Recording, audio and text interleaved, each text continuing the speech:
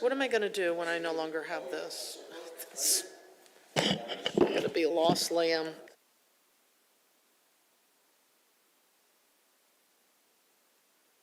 The broadcast is now starting. All attendees are in listen-only mode.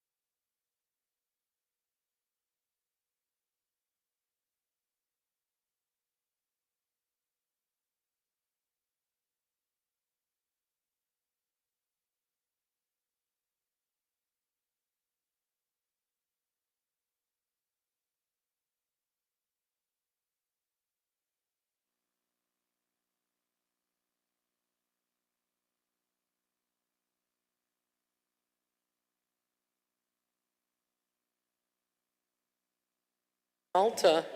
That's wonderful. Maltese honey. There was like a little honey guy that was at a market, and I said, "This is perfect." Yeah.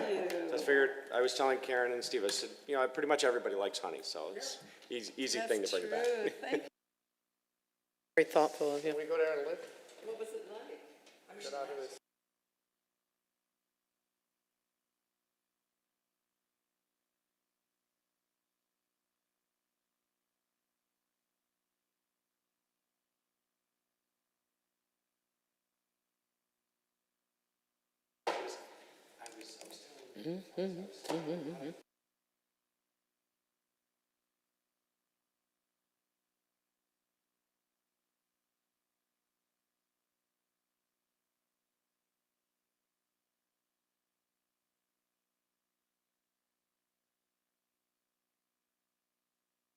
Yeah, because we start at 6 and we're all here, so, thank you. I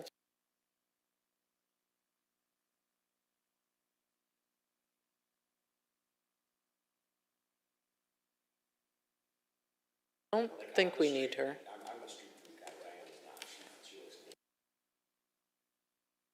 There we are. All right, we are live. Happy New Year, Palmetto Bay.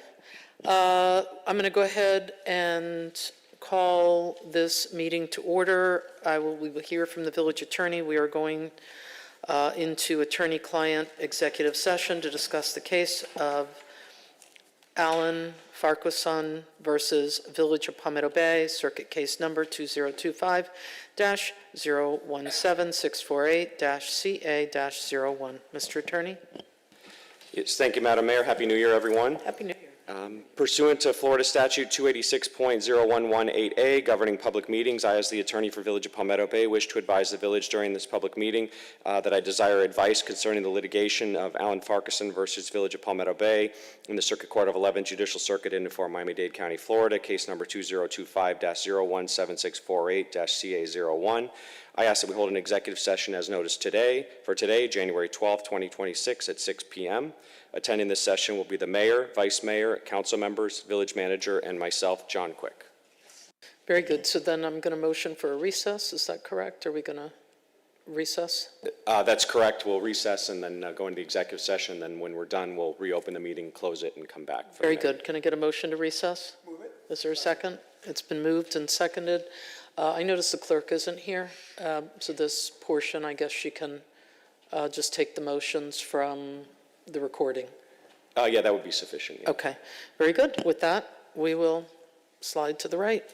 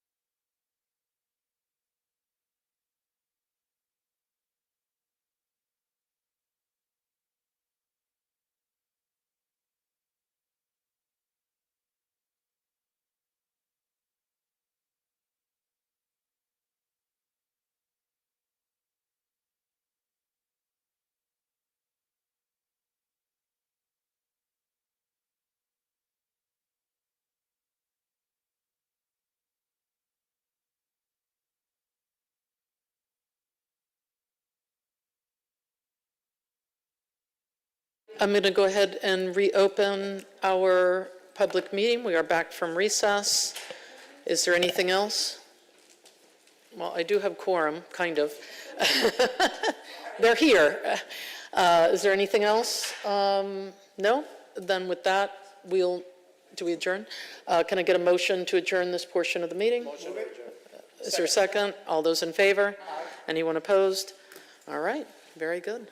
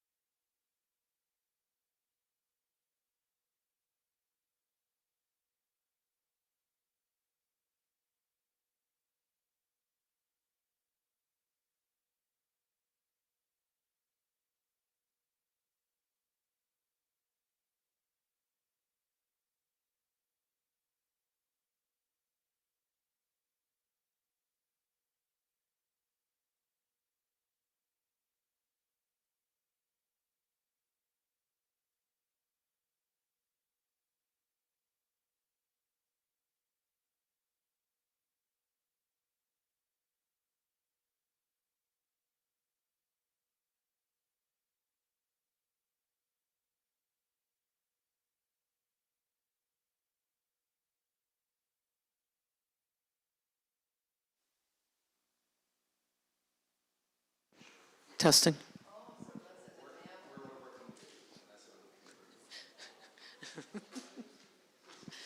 All right, good evening and Happy New Year, Palmetto Bay. My colleagues are coming on up. We only have one recognition tonight, so there'll be some extra time. Very good. Awesome. Do you want to recognize a friend that's in the audience as well, our former school board member, Dr. Larry Feldman. Thanks for being here this evening. It's recognitions, so I thought, let me recognize you. Thanks for joining us tonight. We've got a really special individual in the audience, and it is Deputy White. Could you come on up and join us? Can you, Pat, or one of you guys, can you grab that? Very good. So you've been retired already for a couple of months. Yeah, I said as soon as I saw you, can you tell? Like his face, everything about him looks relaxed, and he's smiling. I love it. I love it. Well, You have been here at the Village of Palmetto Bay, I learned long before Karen Cunningham was here, and actually before some, not all, but some of my colleagues. 28 years of service, 27 plus, and of that, 2/3 of it spent here in the beautiful Village of Palmetto Bay. The only thing I can say is, how did we get so lucky, and how did you get so lucky? Because that doesn't happen, where you see people 2/3 of their career in a small town, small village like the Village of Palmetto Bay. You and I go back a minute or two, and we've seen some stuff that we can't unsee. But we wanted to make sure, I know you weren't able to join us in December because you had just retired, but we wanted to make sure to celebrate you this evening. So thanks for coming back, even if it's just for 15 minutes away from retirement. And we've got some special friends of yours, so I'm going to invite our commander to come on up. And can I borrow this from you, Mr. Cody? Thank you. We've got some sergeants in the house. Why don't you all come on up? Why don't you come up? Thanks. It's very good. It's nice when you have colleagues that are surrounding you, especially this team. I'll switch with you so you can stand closer to the team. There you go. All right. So tonight we're recognizing Deputy Sheriff Keith A. White. He began his distinguished law enforcement career with Miami-Dade Sheriff's Office on June 30th, 1997. Whereas throughout your career of almost 28 years, you have served in multiple capacities, including assignments with Hammocks District, Criminal Investigation Bureau, and the beautiful Village of Palmetto Bay, where you were assigned in September of 2006 until your retirement, November 2025. During which time you provided dedicated service, leadership, and unwavering commitment to the safety and well-being of the residents and visitors here in our village. Your outstanding professionalism, steadfast dedication to duty have earned you numerous commendations and awards, including recognitions for professionalism in appreciation and performance of duty presented by police directors, chiefs, majors, school principals, and today we can say the mayor and council. We're very proud of you. Whereas you have consistently demonstrated the highest standards of integrity, compassion, and public service, serving as a role model and valued member of the Miami-Dade Sheriff's Office and the Village of Palmetto Bay community. And today we want to wish you just continued happiness, health, and success in your retirement years. Now's the time to kind of sit back if you're able to, after so many honorable years of service, commitment, and all the contributions here. So, Deputy and Keith, thank you so much for everything you've done for the village. We will share that with you for your exceptional service. And I will present you with a challenge coin from the Village of Palmetto Bay. Thank you, and a big hug from your mayor.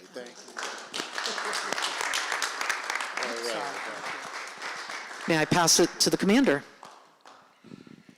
I had the privilege of, when he started his career, to work with Keith in the Hammocks District. I've seen many changes, but I'm so happy we got to, be part of his ending his career. And the sheriff wanted you to have your sheriff badge, your deputy badge, since we retired as a police officer. Thank you so much. I'm glad you were able to come back and get that. And thanks, Keith, for everything. Our friendship is always here. We're always here. And we really, really appreciate everything. You made us shine. Well, I appreciate it. Thank you. Anybody else? All right. Colleagues, anybody else? Well, I think you were here when I first got here in 2010. That's how long we go back or how old we are. I don't know. Maybe I shouldn't say that.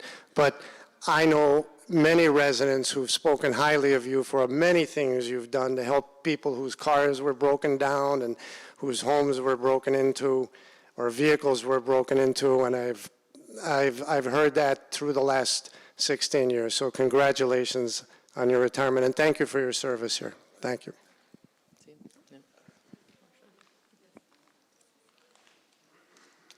And congratulations on your retirement. I'll be joining you in a year, and and I hope you have a wonderful time. Thank you.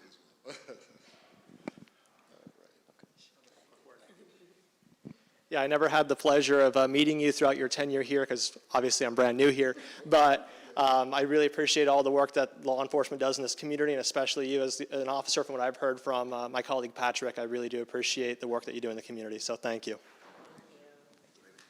Thank you. Thank you for the key. Want to say a few words? No, I'm good. You thank. Now's your time, man. I'd just like to thank everybody. This is wonderful, unexpected. Thank you for the key to the entire city, village. Okay. Thank you very much. My major's been good. My sergeants, everybody I work for, I'm going to really, really, really miss them all. A big round of applause. We love our law enforcement.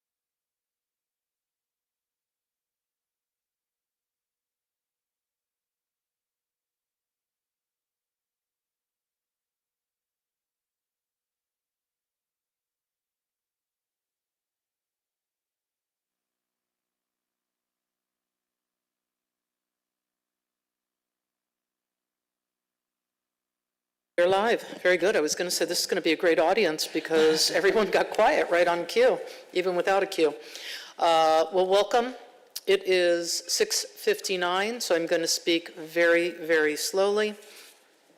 Welcome to our regular council meeting for Monday, January 12th, 2026, beginning at 7 p.m. It is 7 p.m. right now.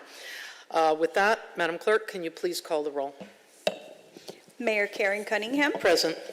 Vice Mayor Mark Meritzer. Present. Councilmember Patrick Fiore. Councilmember Steve Cody. Here. Councilmember Marsha Matson. Here. Quorum is met. Wonderful. With that, I turn it over to Deacon Fiore. Thank you, Madam Mayor. Before I begin tonight, let's all keep in mind and pray for our countrymen. I think we've all seen what's going on in this nation, especially in Minnesota, and we need to pray for our nation. I'll leave it at that. Thank you. Tonight's reading is from St. Matthew 11, verse 22-23. If we could all bow our heads in prayer, thank you. And ye shall be hated of all men for my name's sake, but he that endureth to the end shall be saved. But when they persecute you in this city, flee ye into another. For verily I say unto you, ye shall not have gone over the cities of Israel till the Son of Man be come. Amen. And if I could get everybody to please stand, and former school board member Dr. Larry Feldman, could you lead us in the pledge? I pledge allegiance to the flag of the United States of America and to the republic for which it stands, one nation, under God, indivisible, with liberty and justice for all.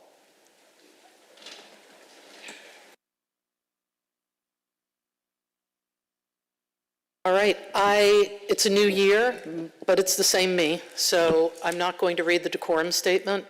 I just ask when you come up to speak in a little bit, it's not going to be right away, that you do so with respect and respect the voices of others, especially if they are in disagreement with your position. With that, if I could get somebody to move the regular council meeting minutes for December 1, 2025. Move. It's been moved. Is there a second? Second. All those in favor? Aye. Anyone opposed? Okay, 4-1. At this time, we're going to take requests, petitions, and public comments. Now, I know we have quite a few folks here that want to speak as it relates to the farmers market. I want to just mention this would be the time because we don't have an agenda item on the farmers market. So this is just, if you're new here and you're waiting to speak to an item, like I know some people are here to speak for an RFP that was put out as it relates to services being provided. Hold on, we're not ready for you yet. But if you've got something to talk about that's not on tonight's agenda, we are all ears. Mr. Tolberg, you are first. And you can queue up if you're going to speak, if you don't mind. If you can stand, could you line up if you're going to speak during this time? Thank you.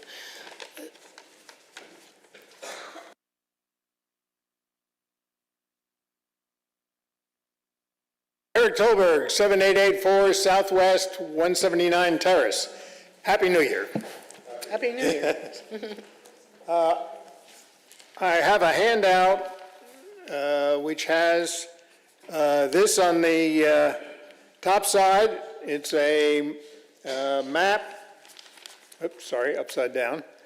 A map of Old Cutler and 136th Street, specifically the 67th Court Circle.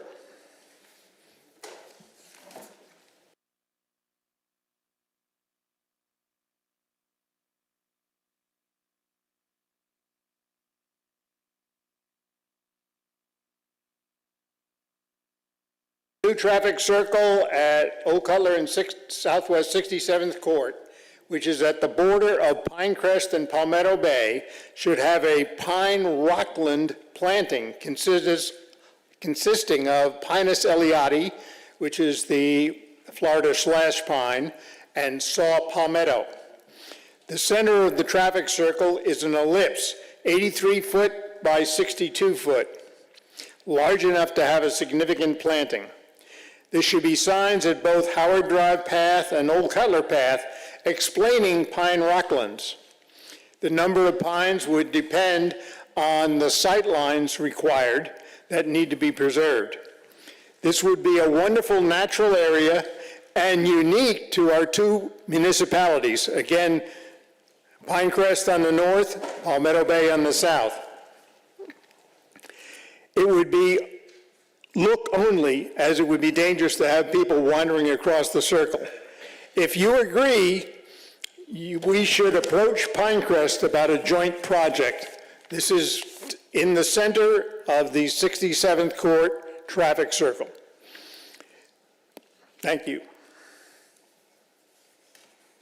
By the way, on the back of the handout is a bike map of Palmetto Bay, Pinecrest, and Cutler Bay, which you may find useful. Thank you. Thank you, Mr. Tolberg. Next speaker, please.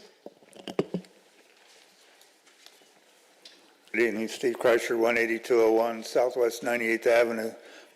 On the farmers market issue, I'd just like to put an opinion out there that we need to be very careful of these private enterprises on public property and put in as many controls as we can. And that includes the potential pickleball that we have a major center being spent on.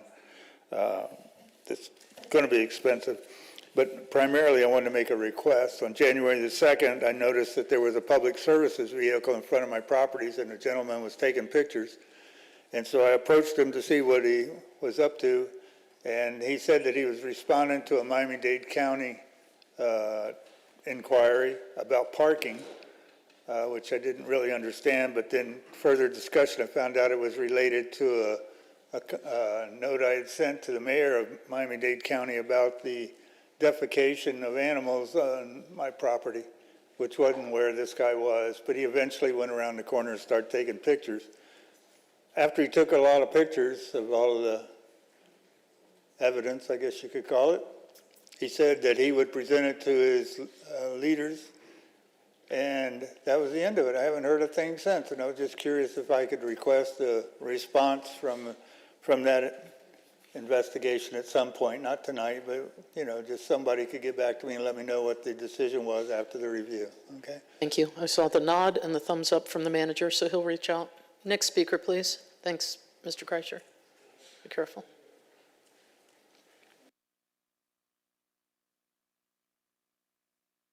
And I live on at 15351 Southwest 87th Court in Palmetto Bay. I wrote down what I wanted to say because I tend to get nervous. Hi there, Palmetto Bay. Thank you for allowing me to speak. As most of you know, I am brokenhearted about the market being temporarily shut down. I've spent countless hours trying to figure out a way to keep it going. I know I only have 3 minutes, so I'm not going to waste any time on what happened in the past. I will, however, acknowledge and apologize for any grief that this situation has caused my village. It has been extremely difficult for my family and my vendors, and I'm sure it hasn't been easy for you guys either. I'm here on behalf of my vendors. The support that I have received has been overwhelming. The letters that have been written on my behalf have been amazing, and the hugs have been grand. We are in the height of the market season. The market is a vibrant hub for the community and for small businesses that depend on the market for their livelihood. I can't begin to describe the energy in the park on Sunday. The spirits are high, the vendors are happy, and the community, well, they consider it their Sunday destination. The vendors have found a home here in Palmetto Bay. They have found customers that walk over to the park week after week for their sourdough bread or their rack of ribs. My family has been running this market quite successfully with my assistant manager, who all the vendors know and love. This closure affects so many lives beyond mine. Even Gio, my fearless law enforcement officer who protects and serves me with a smile on his face week after week, he loses his income. And of course, all my vendors, even one missing Sunday as a small business owner affects their bottom line. Now my final statement. I understand government, and I also understand the village, and the village has rules. Those rules cannot be broken, so I'm not here asking you to break them for me. I saw a statement that the village put out through the Village of Palmetto Bay attorney about the market going up for RFP. For my vendors and the 1,300 people that signed the petition, we would love the opportunity to finish our season. We understand the need for a new RFP, and I'm happy to bid on that, and I'm happy to get 70 letters of recommendations from all my vendors. However, if permitted, I'm ready to continue the market without interruption. I ask that the new RFP goes out in the summer when the market season is over. I have formed a completely new LLC.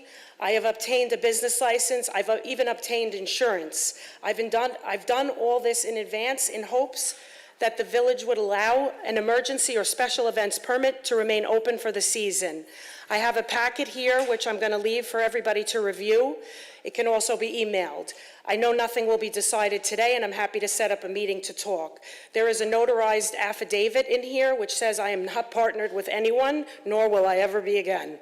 There is also important background information on how we got to this point. I am choosing not to focus on any of that during the 3 minutes I have here. I'm choosing to focus on my vendors and the community. I have 2 more sentences. For my vendors and the Palmetto Bay community, I thank you from the bottom of my heart, your friendship and help. My family have been overwhelmed with calls and texts and emails that we have received. To the village mayor and council, thank you for allowing me this time to speak, and I will follow up with you all. Thank you. Next speaker, please.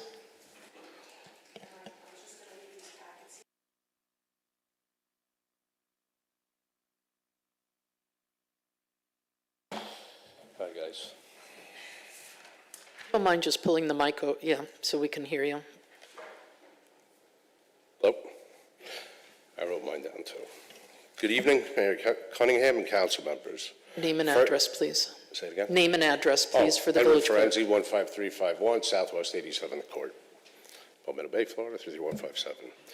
First and foremost, thank you. Thank you to the Village of Palmetto Bay for giving us the opportunity to produce the Palmetto Bay Market and for trusting us with something that has grown into so much more than an event.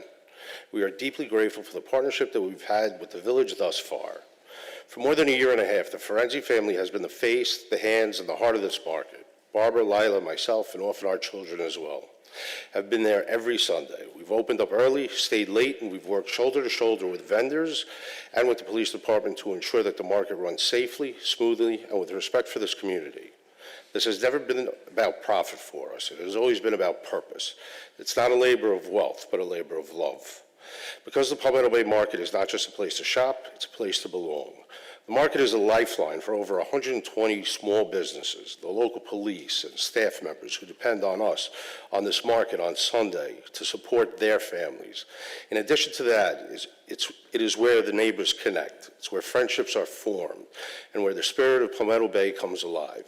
Vendors are no longer just vendors. They are familiar faces, trusted friends, and neighbors who look out for one another. The kind of community cannot be built overnight, and it cannot be replaced easily. We have watched this market grow into a tradition. Local families and people from surrounding neighborhoods plan their weekends around coming to Palmetto Bay to come to this market. Neighbors come to the market to meet up as much as they come for artisans' goods. When something works this well, when it serves the people, supports small businesses, and reflects the values of the village, it deserves protection, not interruption. Tonight, we all are asking you to let this story continue. We respectfully and passionately ask the Village Council to keep the Palmetto Bay Market open and to allow it to continue under the leadership of Barbara's organization. As you stated, an internal dispute between the operators should not be the reason to affect 1,000 people's lives by shutting down this market. We are committed to transparency, collaboration, and to working hand in hand with the village to ensure that this market remains something Palmetto Bay can be proud of. Our call to action is simple, but has a huge impact. Please choose continuity, choose community, choose the families, the vendors, and the residents who have made this market what it is today. Allow us to keep showing up, allow us to keep serving, and allow the Palmetto Bay Farmers Market to remain a living, breathing reflection of the village we all love. Thank you for your time, your consideration, and standing with our community. Thank you. Next speaker, please. Your name and address, please. My name is Irena Delgado, 1424 East Maury Drive, Homestead, Florida. I'm part of Famous Foods Catering. We're a local vendor, and we started our business just July of last year, and this market was actually the very first market to give us an opportunity to grow a true fan base. And that fan base has become family lately. And we have locals who come to this market every Sunday consistently. They bring friends, families, and visitors from outside. These are the same people who just yesterday were giving me an emotional conversation, and we were getting emotional about how this could be possible to end something that has been around for so many years and part of a lot of these people's lives and upbringing. The outreach to the community from this market is far and wide. It's one of the best known artisan markets. I've even had Instagram influencers from way beyond Palmetto Bay show up to our small market and make it bigger than what it is already. And truth be told, the locals come to spend Sundays with us. They come and they hang out and they bring everyone, and that also stimulates the economy of Palmetto Bay as well. If this was a storefront, closing this market is the equivalent of shutting our doors and taking away the financial stability of our survival and our family's survival and our small business. We are asking the Village of Palmetto Bay to protect this space for the community and vendors who have shown up every week to serve Palmetto Bay with grace, respect, and community culture. As shown by the signatures on the petition, people are not just disappointed, they're heartbroken that this thought of this market being a staple in their community is going to end. I hope we have encouraged you to keep this market and this community alive. Thank you so much for your time. Thank you. Next speaker, please. Good evening. My name is Natalie, and I live on 14111 Southwest 152nd Terrace. There's a lot of things I could say about the food market in general, but I know I only have 3 minutes. If I could say a few things, it's that it's an amazing environment. I've met so many amazing people, different vendors, different food from all around. It's really delicious, of course. And what I've noticed is that there's a very big amount of community that not only goes every Sunday, but a lot of kids, and it's just a very good environment that we can all look forward to at the end of the week. And most importantly, it's somewhere where you could feel safe. I have noticed that in the midst of all the chaos, like Councilman Fiore said, around the world, the market is somewhere where you don't question if something's going to happen and you're not anxious. It's really something where you can have the kids running around, riding bicycles, and if you live pretty close, you can even ride your bike with them. And it's just a very good environment, and it opens doors for great opportunities for small vendors to expand, especially for those who don't have, enough income to be able to open a location just yet. So it just gives hope for us vendors to be able to start our journey. But yes, most importantly, it's somewhere where we can feel safe and look forward to it in the end of a stressful week. So yes, that's all I have to say. Thank you. Thank you. Next speaker, please. Good evening, Council. My name is Joshua Stewart. My address is 23723 Southwest 106 Place, Homestead. I've met Mayor Cunningham briefly at Venture X. I'm the owner of Josh's Pizza and also a vendor at the Palmetto Bay Farmers Market. I'm going to keep it brief as well. I'm not someone who relies on the market, thankfully, as income, because I am thankfully busy and I work in the area a lot. The reason I'm here is to speak on behalf of all of the other vendors, because I'm a vendor that walks around. I set up every Sunday morning and I walk around and say hi to the vendors, see how everybody's doing. And you could tell that everybody was very sad that it was ending this past Sunday. And it made me feel very bad because, not everybody's as lucky as me, and, they don't have to rely on, the market, or they do rely on the market. So it's just terrible that, it's something that's going to be going away, and, we're not sure if it's coming back or if it's going to be under new management or whatnot. Personally, I believe that if you guys decide to reopen it, it should be under Barbara. Even though there's been issues with management, I will say Barbara handles everything with both respect and professionalism. And this is the best way to go, in my idea, because, if you do decide to have the market again, you'll have to find someone else, and you never know what problems they may bring. And I think it's better to have a familiar face that you've worked with before, regardless of past issues, to just go moving forward. And it's great for, you guys, because you don't have to look for someone else. And it's also great for the vendors and the community to have familiar faces around. Thank you. Thank you. Next speaker, please, name and address. My name is Doug Buckers, 9380 Southwest 167 Terrace, Palmetto Bay. One of the things is that I noticed that we have a lot of officers retiring from Palmetto Bay. And I hope that we have same amazing officer, that we have the new officers that we have, that have same as we have a lot of old timers that are on our force. One of the things is I want to thank Madam Mayor, Mr. Fiore, Madam Madsen. You guys did an amazing job. As this is your last year, you should look at the legacy, the things that you accomplished. I think this was one of the, as a resident here for a few years, I think this is one of the amazing administration that I got to see coming in here. And one of the things is that we have one of the most amazing village managers that I got to see, and I got to see too. And I think you guys should be proud of the things that you accomplished as your legacy. Thank you. Thank you so much. Next speaker, please, your name and address. Hi, good evening. Karen Baez-Wallace, 7380 Southwest 141st Terrace. Thank you for the opportunity to speak tonight. I'm here to respectfully request an update on the status of Tanglewood Linear Park. It has now been, again, some considerable amount of time since the village passed this resolution. I'm concerned due to the current situation in Calusa, where residents are now experiencing related development, density, loss of green space, and the destruction of a rookery there. Tanglewood becomes even more important to me and to the village. It also serves as an opportunity for Palmetto Bay to demonstrate proactive leadership in protecting a natural space before it's lost. I'm asking for an update on the acquisition of Tanglewood and what the residents should expect next. And secondly, on an unrelated topic, it's about speed bumps. I have in the past requested that with the speed bump, I know the speed limits change when speed bumps are posted, whether they are temporary or permanent. I know that additional speed bumps have been placed within my district, which is District 1, and there's no associated signage for the modification in speed. I'm asking to please look into that as a village, because we still have speeders. We do have traffic calming measures in place. However, the police cannot enforce the new speed limit if there's no postage speed. So if you could please look into that, I'd be appreciative. Thank you so much. Thank you. Next speaker, please. Name and address. Gary Pastorella, Concerned Citizens of Old Color, established in 2005, 6940 Southwest 142nd Terrace.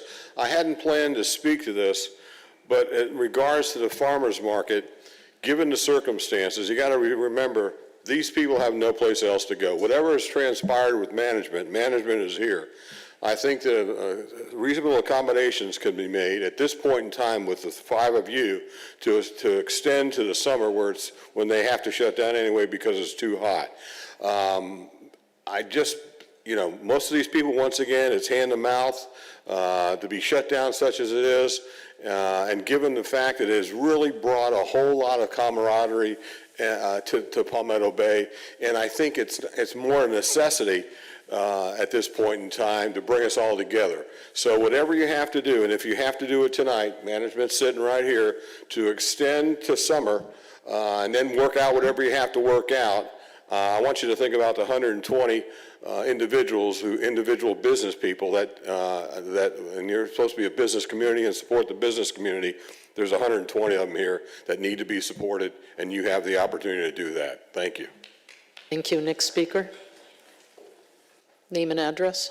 Bev Gerald, 14271 Southwest 74th Court.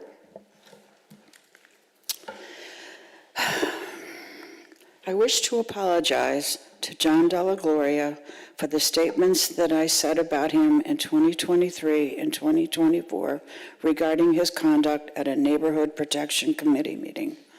As you all know, the politics and groupings of allies in this community sometimes cause bitter divides and inappropriate behavior. Unfortunately, I exhibited inappropriate behavior when really what I was doing was just objecting to his statements and his advice, which he gave in his role as village attorney at the Village of Palmetto Bay.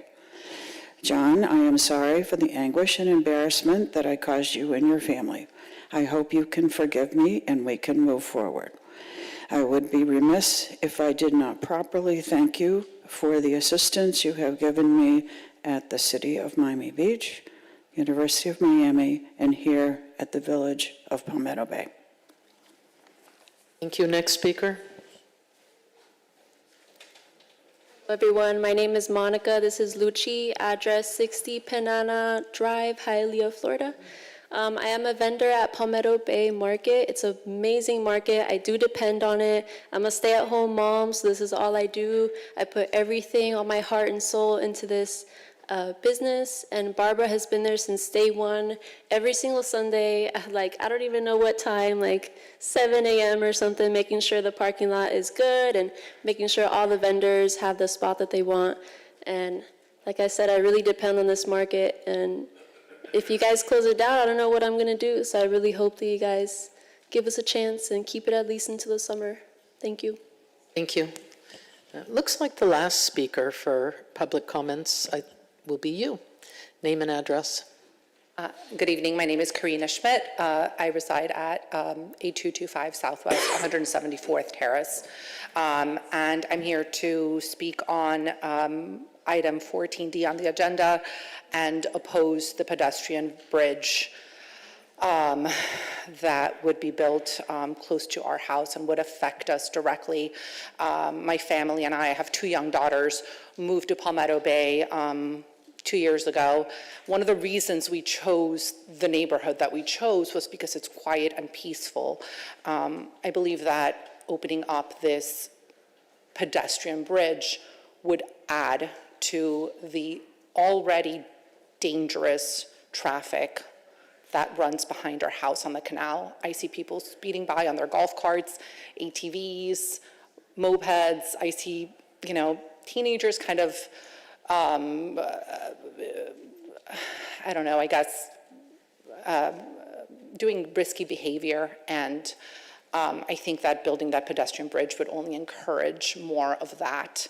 I have 2 young kids, like I said, they like to play out by the canal, and I'm already uncomfortable, not just for the safety of my kids, but also the wildlife behind our house, and all of the activities that, we're able to engage in now. So I would just like for you to reconsider a pedestrian bridge that would add more traffic, and not just the danger, on the traffic and people kind of going behind our house, as well as very likely opening ourselves up to potential burglaries and potentially other unsafe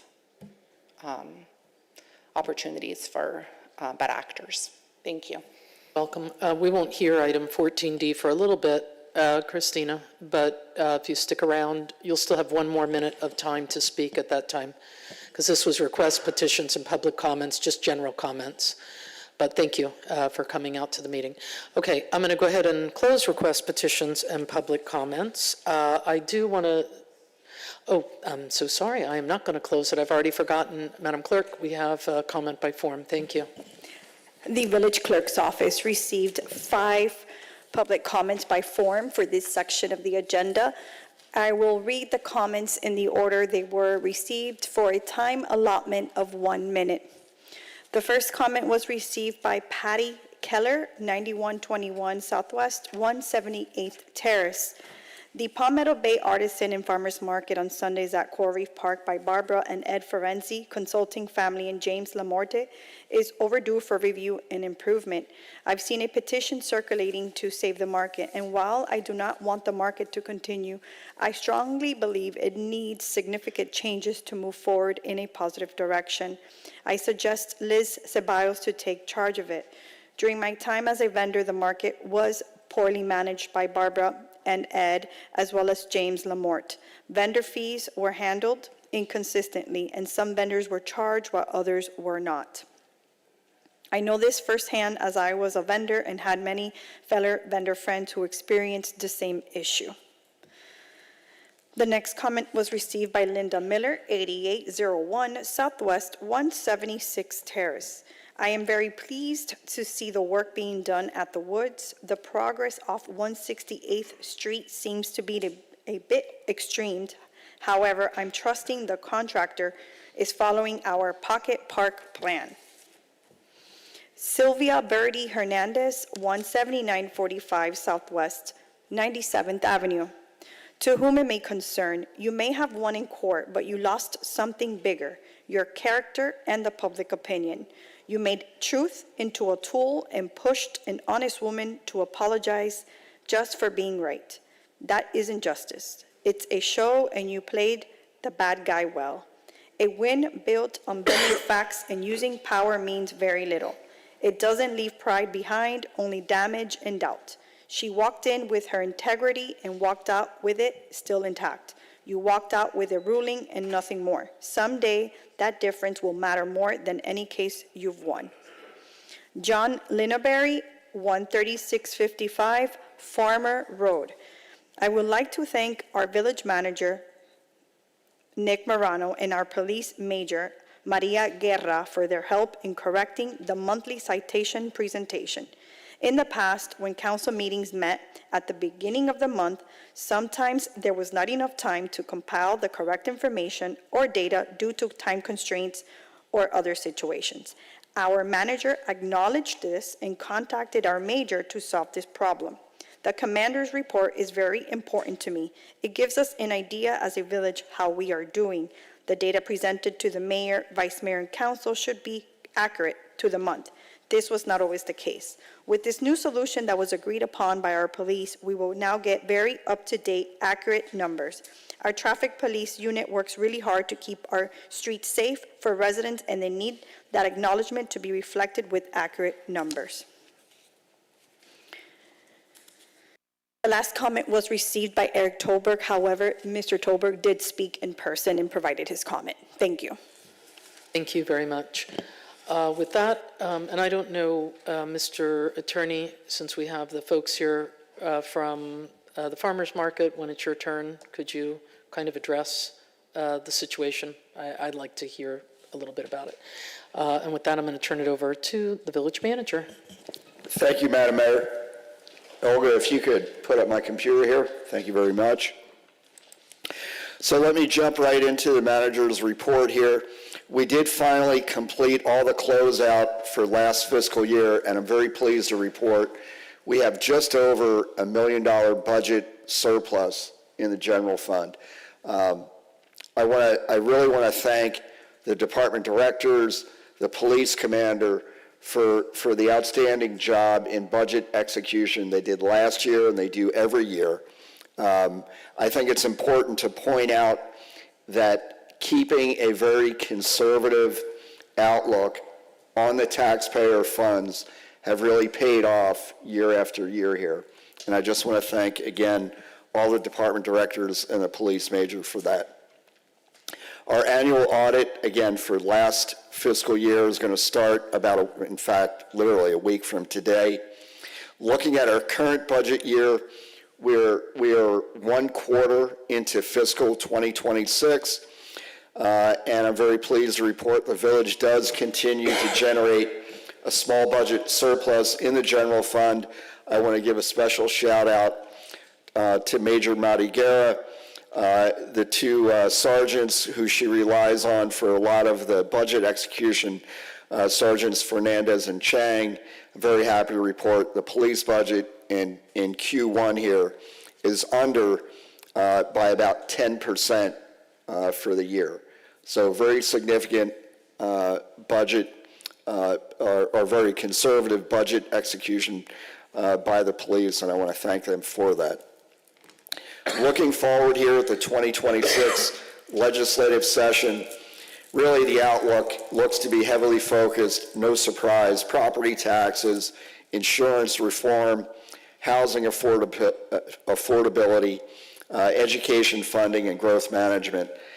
Intertwined with many of those topics are continuing state preemption of local government. So we're going to keep a very close eye, work with our legislative lobbying team to make our voices heard.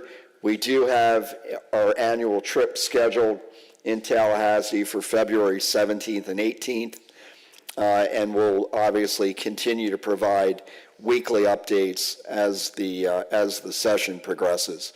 I'm pleased to report also in the first floor conference room where all of our committees meet that we've completed the audio upgrades.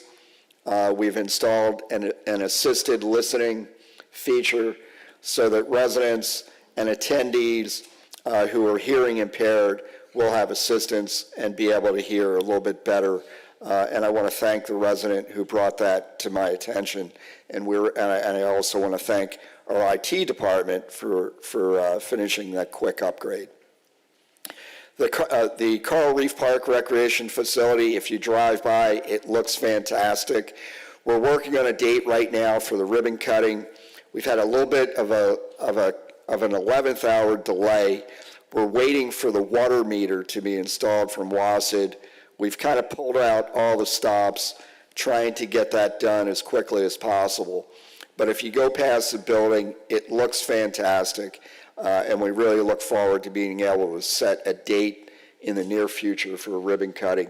Again, not only of the building, but also of the playground upgrade. So looking forward to that. I want to give a special recognition to Dr. Mattson, who brought up about a month ago to me, wouldn't it be a great idea for the village to participate in the America 250 celebration coming up this year. It was a great idea, Dr. Mattson. I want to thank you for that. I'm going to bring up Andrea Candelaria, the Village Sustainability and Resiliency Coordinator, who I've put in charge of this. And between Andrea and the other departments, particularly communications, I think they've developed not only a good framework, but a good plan for the year here. Andrea? Right. Do you have the slide? Okay. You ready? Excellent, yeah. Okay. So, thank you for recognizing me.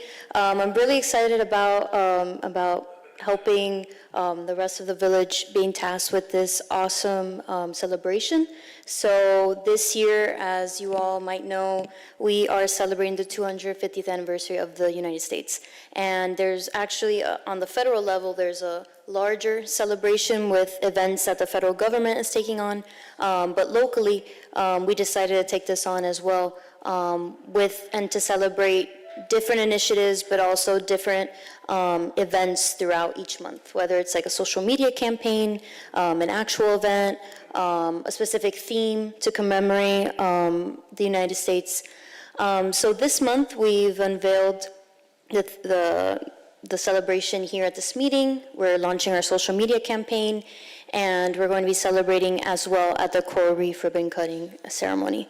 And throughout this discussion with Parks and Communications, we decided to have our existing events that we have, such as Camping in the Park and the annual picnic, but also just instilling some of these themes as well. So for Camping in the Park, I'm going to have a little asterisk on that, but we wanted to have a sort of walking museum memorabilia section to it.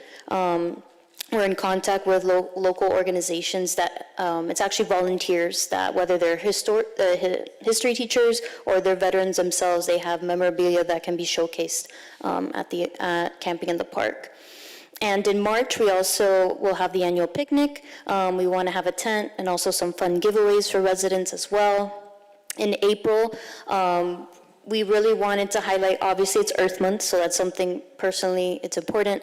But I also we decided to have the theme of celebrating national parks in the United States, but also we have a national park couple actually in our right backyard. So we had a preliminary idea to have Resiliency Committee kind of highlight these parks, national parks as well, but actually take them and film like social media campaigns in the Everglades and as well as the other parks that we have here as well. And we also want to highlight acts of service too. We have lots of veterans in the village as well. We have our village manager who's a veteran as well. We also want to celebrate other acts of service as well. So community service, volunteerism. So we wanted to have an actual day in which it's a volunteer event, whether it's a cleanup, but also having an event where people can sign up to make food and donate it to an organization in Palmetto Bay. So that's something we're still working up as well. And in June, we actually wanted to have, we were thinking about of a live concert event and a food truck event. Not only to celebrate, actually it'd be cool to celebrate the end of school, but also to bring out community bands and local school bands as well to help finish off the year, but also with the theme of the United States as well. And the rest of the calendar we're also working on as well. July, we have the evolution of the American flag. And then August, September, we have our national night out as well. We had the idea of giving out pocket-sized US constitutions as well during this event.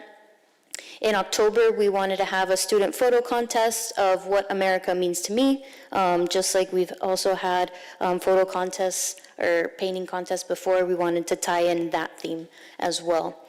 In November, it's Veterans Day as well, so we wanted to have a celebration of veterans' portraits as a part of Art South in the Perrine Community House building.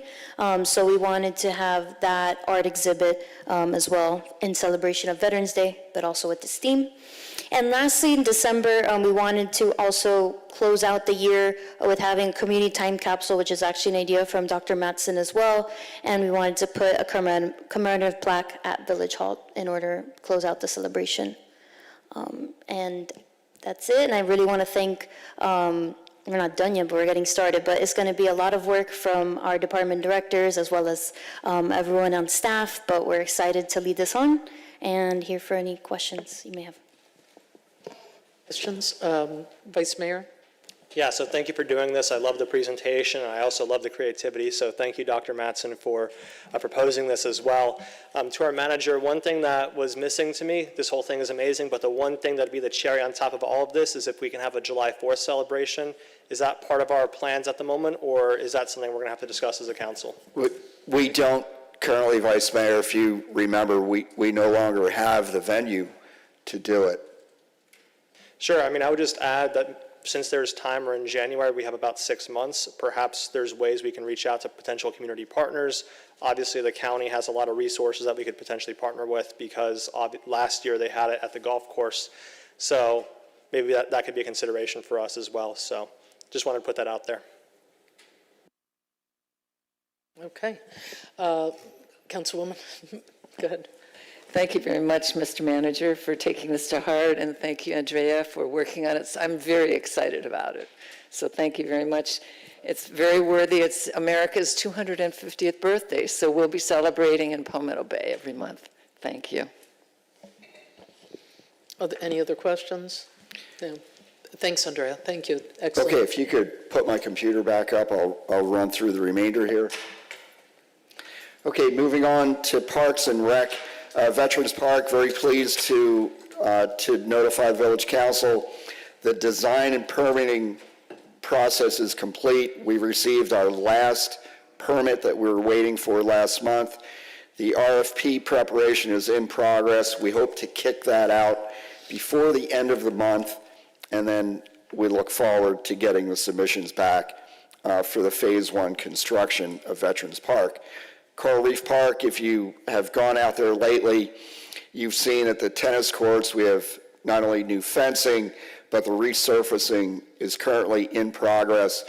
All of that is going to come together along with the building at about the same time. So we'll have a completely renovated tennis and pickleball complex, we'll have a new recreation facility, and we'll have a refreshed playground as well. So it's all going to, right about the same time, come to completion.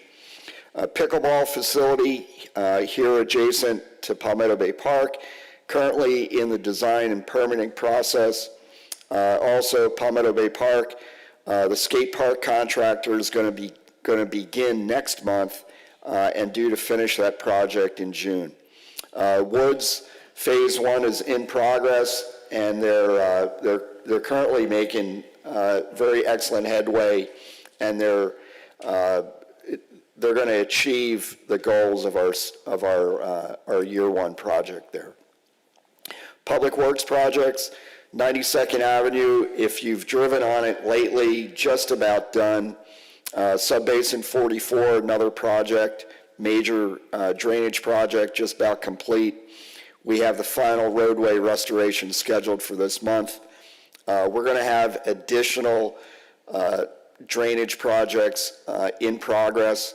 The village is actually going to have a total of 3 major subbasin projects in construction at the same time in 2026.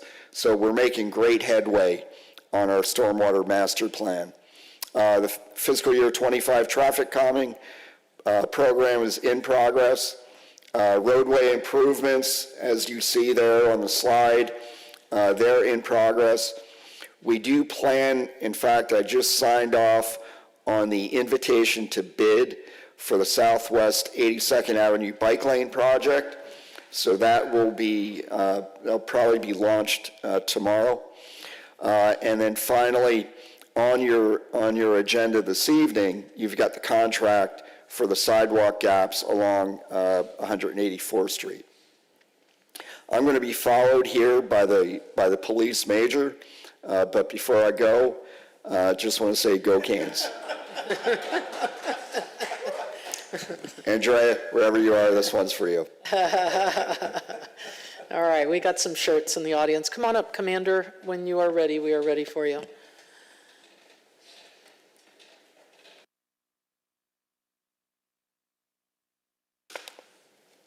Good evening, Council and residents. We're going to present the statistics for November because we're going to go back a month. The only reason this is happening is the crime stats are computer automated or computer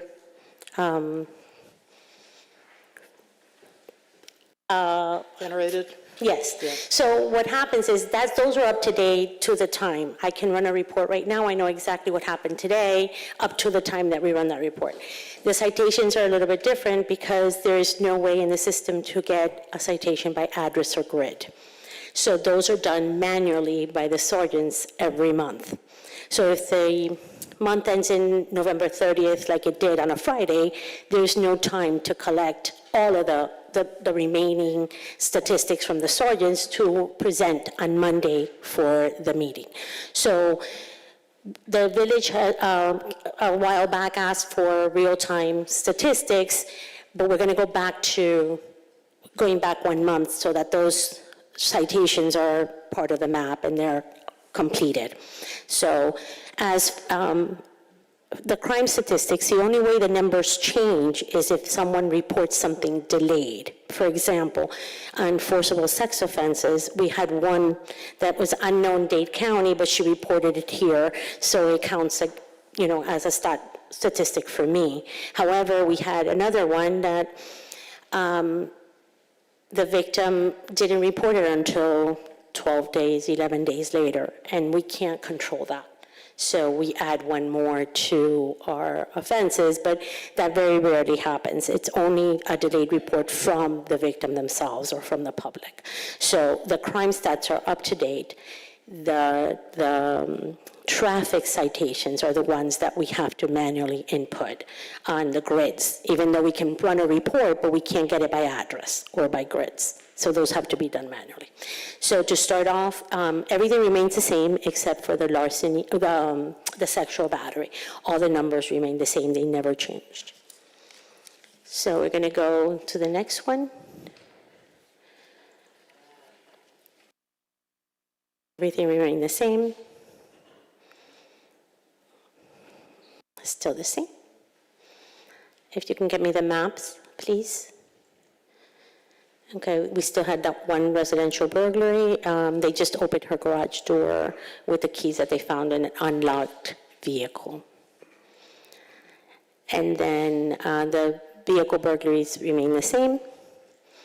And now here are your citations where we added the ones that were missing. It's like 114 of them that had not been captured into the map of November that we presented in November. But now it's up to date. Anybody have any questions? Vice Mayor, questions for the commander? Yeah, for the commander and also the report overall. So I've been trying to reach out to get some background on this, so I'm hoping you can please confirm for the record tonight whether or not the village is currently using any automated license plate reader technology in any capacity, especially through our agreement, and if not, if we plan to deploy or install such systems in the village of Palmetto Bay. We do have, I believe I answered the email towards the, via the manager, but we have stationary ones, mobile ones, and we have the trailers also. So we do have, I think we have 4 mobile ones and 2 trailers that we move around. Thank you. And does the police department, or sorry, the sheriff's office, it's still new, does it plan to procure anything? Because I saw, for example, Pinecrest has Flock. I'm wondering, does the sheriff's office plan to use that service or our current one that we currently have? I'll answer that right now. My traffic unit? They're the ones that work it out. I think we have a contract with somebody, but everything is being upgraded now. We're changing systems, so that might be something that happens. Yep. Hi, good evening, everybody. The Flock system is going to be implemented into the sheriff's office. They're working on that contract now, so they're going to be shutting down the current one that they have. It'll be offline for a bit, and then they'll revamp it with the Flock system. Got it. And as a follow-up question, would that contract come before us? No, it's directly with the sheriff's office. All right, thank you very much. Yes. And then I also have questions for the manager. Go ahead. So, I wanted to start by thanking you for your quick response to the crash that happened on 174th Street and 88th Avenue. I reached out to the resident last week, and she's eternally grateful for the village and our quick response, so thank you for putting up those speed bumps there. I wanted to get some clarity, though, because we're still waiting on the Southwest 88th Avenue. I know your office is working on that. Do you have a timeline for those speed bumps on 88th Avenue? I can find out, Vice Mayor. I'll get it to you before the end of the meeting, if that's okay. I would appreciate that, thank you. And then the next question that I have is, we had an update about the woods. A couple people have reached out to me about the woods, and I just wanted to have an explanation, some plain terms for our residents here, why the mechanical clearing was necessary in that northern portion of the woods on 168th Street to address those invasive species there, and confirm whether or not this approach of that clearing that we did on that north side is limited to that designated area that we cleared earlier, while the remainder of the woods will be cleared out through a more selective process that we discussed as a council. Okay, let me, Olga, if you could put my computer back up very quickly, please.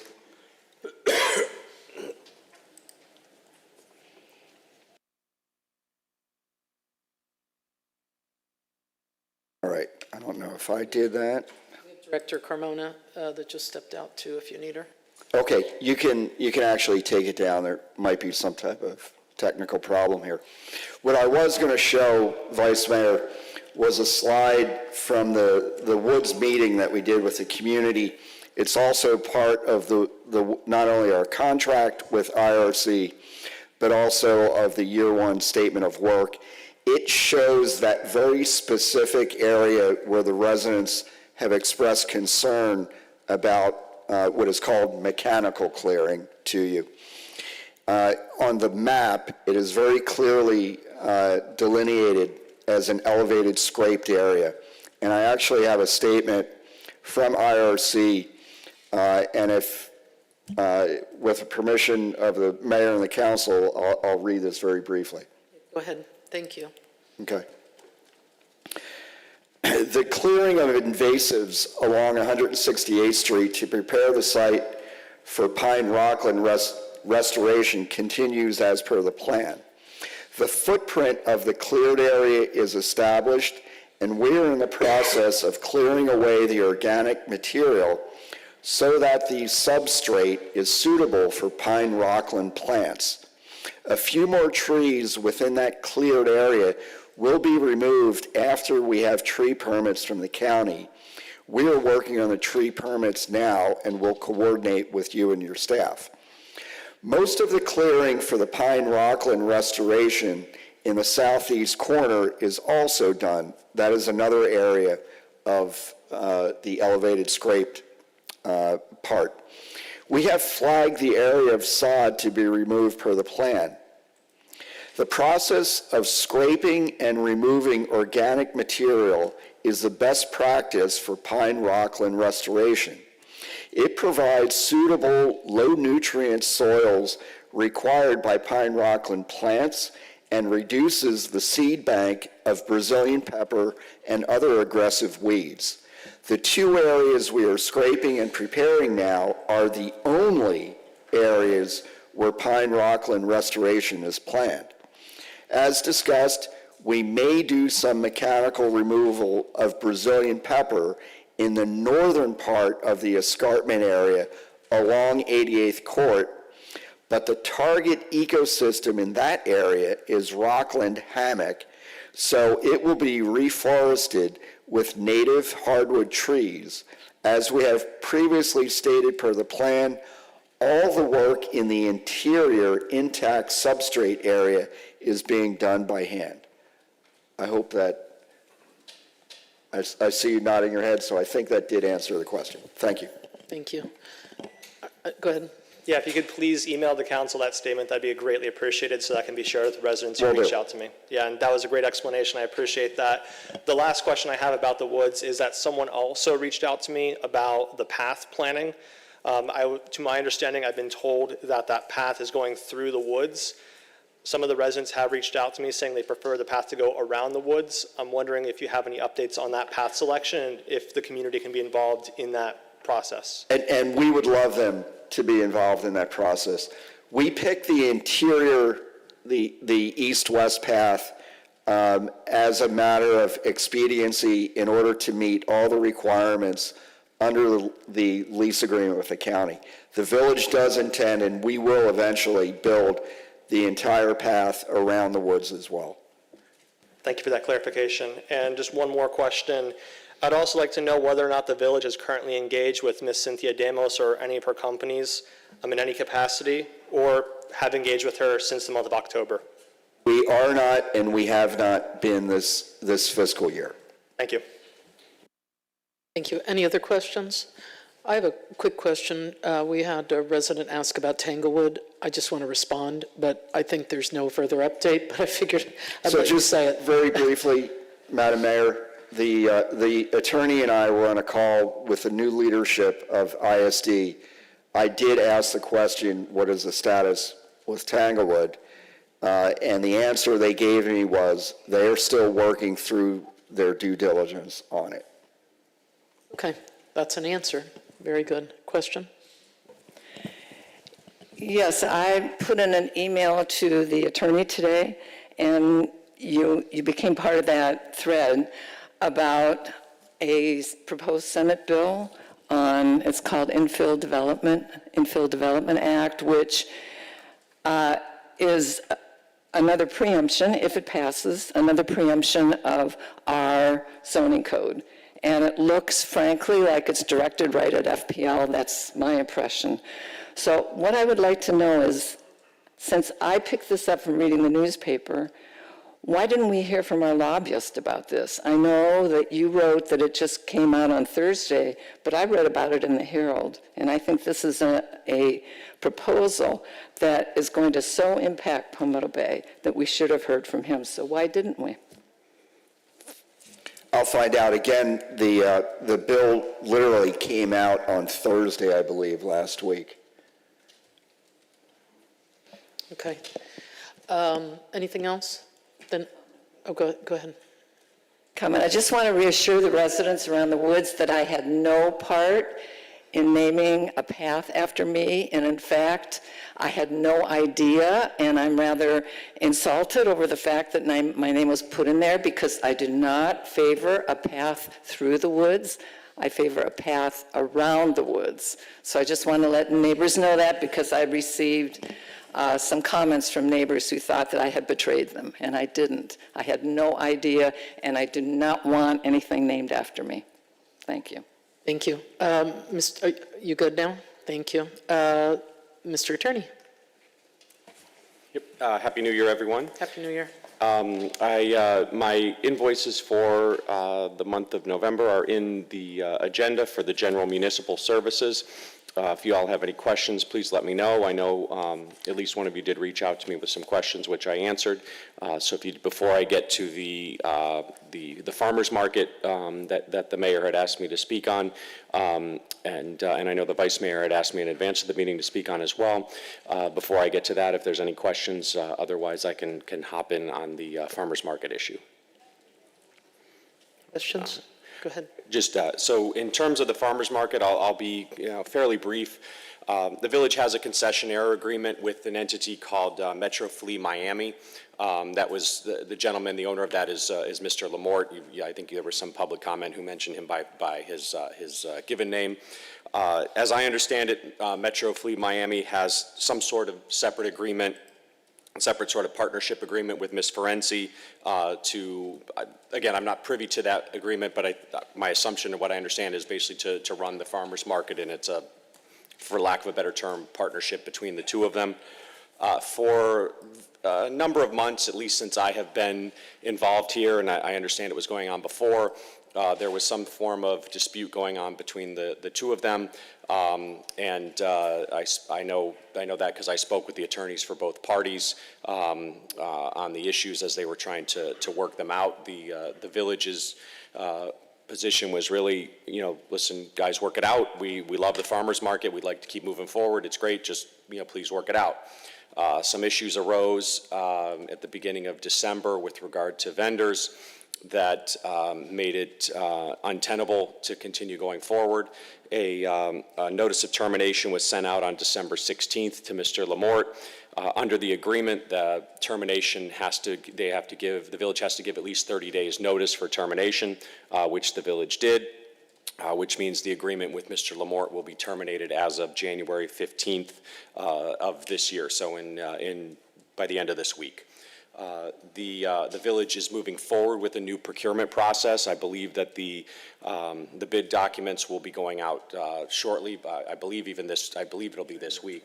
January 20th, the manager lets me know. And anyone obviously is, including current vendors and the partners are of course welcome to submit proposals, and we would encourage as many people to submit proposals to do so, and then we'll go through that process to continue the successful market going forward. Your question, and is that the end of your report? Okay, questions for the attorney? No? Yes, go ahead. Yeah, thank you, Madam Mayor.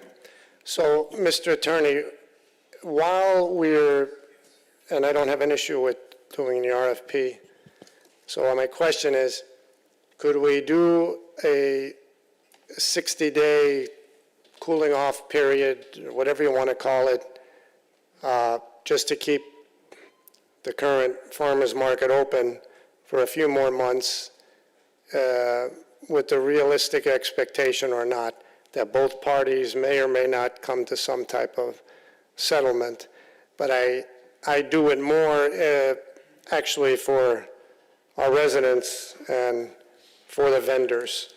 And I ask you that question in lieu of, do I need to, if possible, do we need to make a motion to that effect, or if it's even feasible, and then I'll defer to my colleagues. Thank you, Madam Mayor.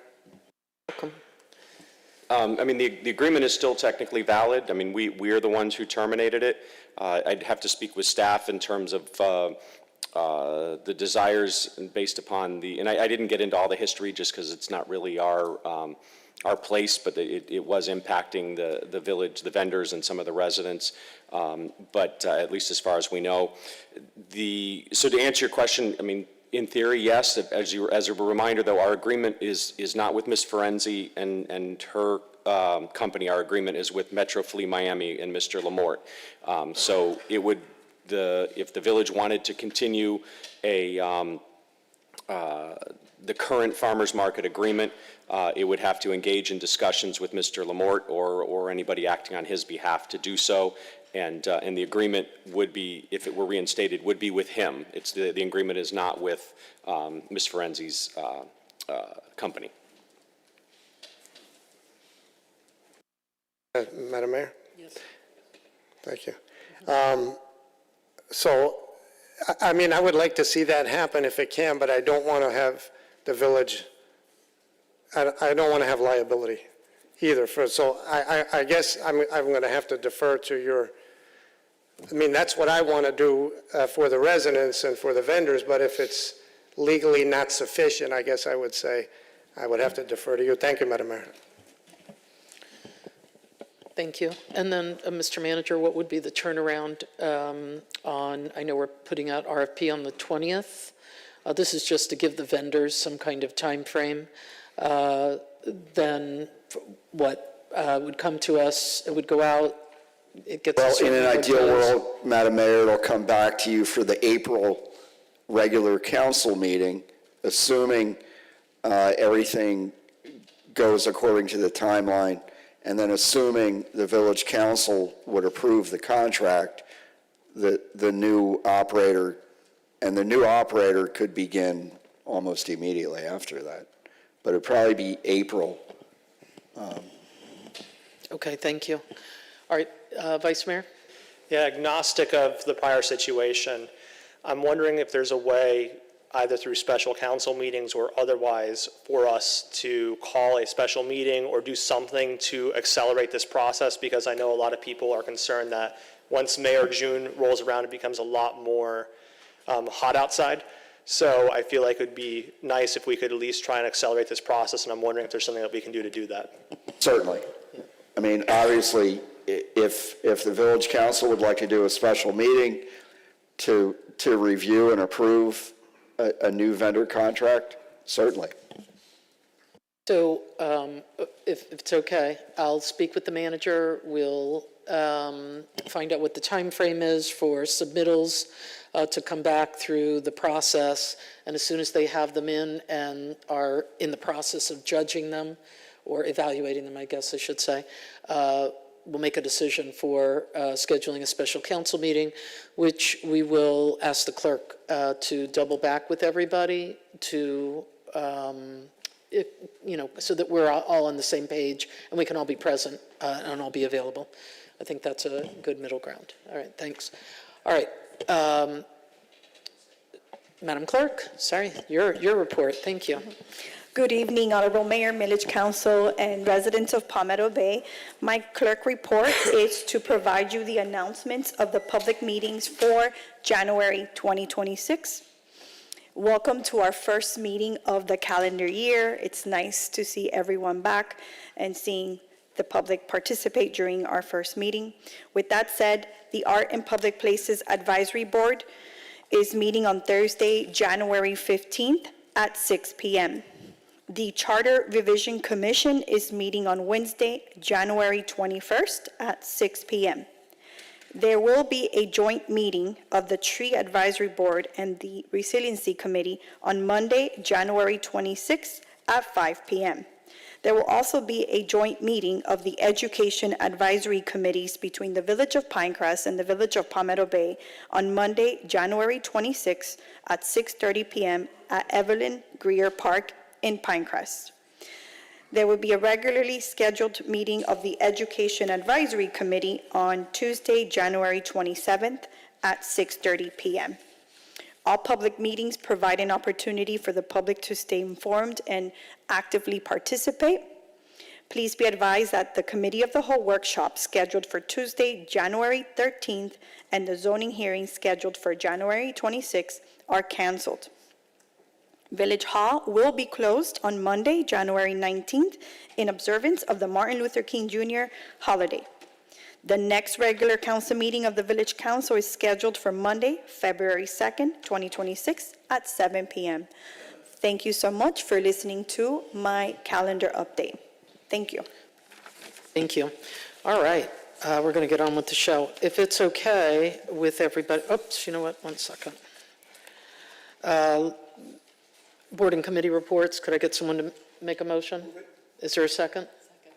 All those in favor? Aye. Anyone opposed? Okay. Did you have something? Okay, thanks.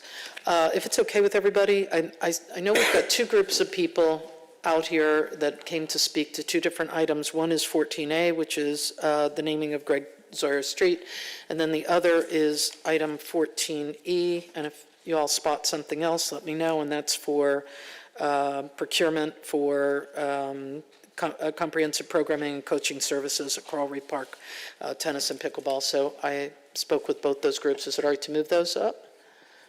All right, yes. Do you see one more? There's also a resident here who I believe is here for the item 14D, which is the bridge. Great, okay, so we'll move, why don't we do it in that order then? We'll do 14A, 14D. Did you say D, Vice Mayor? D, and then we'll do 14A. Would someone make that motion? Is there a second? Second. All those in favor? Aye. Anyone opposed? All right, very good. So if we could, Vice Mayor, could you get a motion for 14A? Who would like to move 14A? Me. It's moved by Councilmember Steve Cody. Any seconds? Second. Seconded by the mayor. I never get to do that. Yes, Madam Clerk, please read the item. Item 14A, a resolution of the mayor and village council of the village of Palmetto Bay, Florida, related to street code designation, code designating the portion of Southwest 143rd Street between Southwest 78th Avenue and Palmetto Road as Greg Zoyer Street in the village of Palmetto Bay in honor of Greg Zoyer, providing for the installation of signage and providing for an effective date. This item is sponsored by Mayor Karen Cunningham. Thank you. Those wishing to speak on the item, please come up now. And please state your name and address for the record.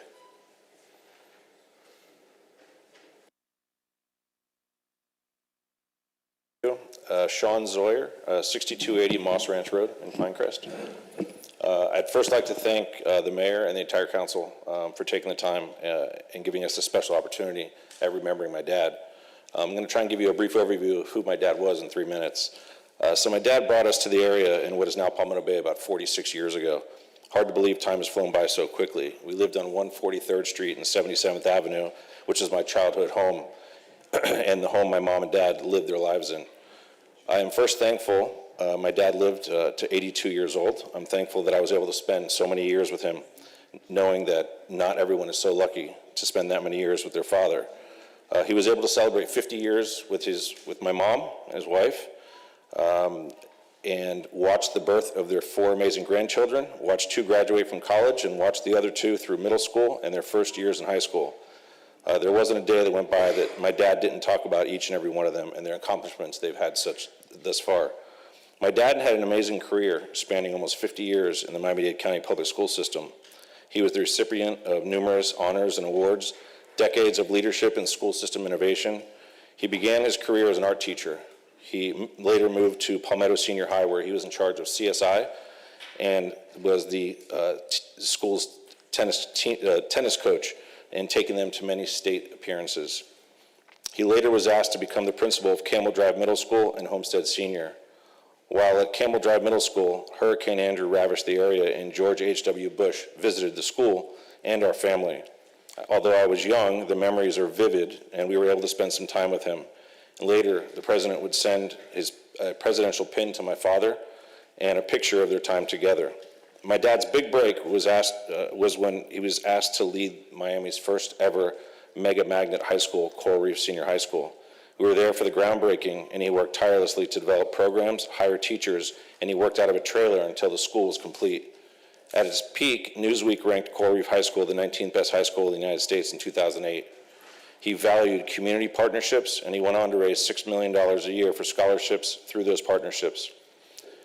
He also went on to start Robert Morgan High School, Mast at Homestead, and Mast at FIU. In 2020, the village of Palmetto Bay, where he lived, created an award in his honor, the Greg Zoyer Principal of the Year Award.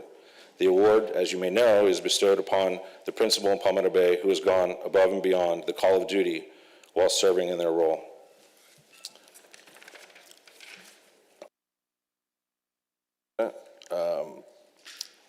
Mayor, as you may know, you've said that he is an amazing mentor, an amazing man, and has touched. And if he's touched your life, you'll truly know. And after my father passed away, the mayor sent me a text and reached out to me and said that he saw something in me before I saw it in myself. I would like to leave you guys with something that I came across. Sorry, can I speed this up? Go ahead, please continue. Sorry. I would like to leave you with something that I came across while cleaning out my dad's house and going through each and every one of his belongings. It's a daunting task if anyone knows who's ever been through this. Not only do you have to deal with the house, the furniture, and all the stuff, but literally there are years and years of paperwork and just stuff that you don't want to miss anything. So I'm not sure if you're like me, but I guess my dad and I share the same in keeping sentimental cards and notes and that things you think you might want to keep forever. So I came across a note that my mom wrote, and she gave it to my dad before my mom passed away. I think it perfectly kind of generalizes who my dad is, so I'm going to read it to you. My dearest husband, we have had 48 years together, 2 years courting, and we have done it all. Wonderful fun, courting, a beautiful wedding, 2 beautiful healthy children, parties, trips, raised Elise and Sean, 3 lovely perfect grandchildren. We laughed, we cried, we loved, we fought, and we lived. Remember the memories that count, the perfect moments of our lives. We have been a great team together, and we have been through the best of times and the worst of times. It may be up to you now to watch over our family and continue to keep them safe. I know you will. The love and care you give to all of us has been extraordinary. You have accomplished so much leading young people to success through your teachings and your schools. You are an honorable man, a good husband, a father, and a grandfather, and a legacy in your own right. I wish I could be by your side and experience the rest of this adventure and know that you are loved and that you have the strength to carry on.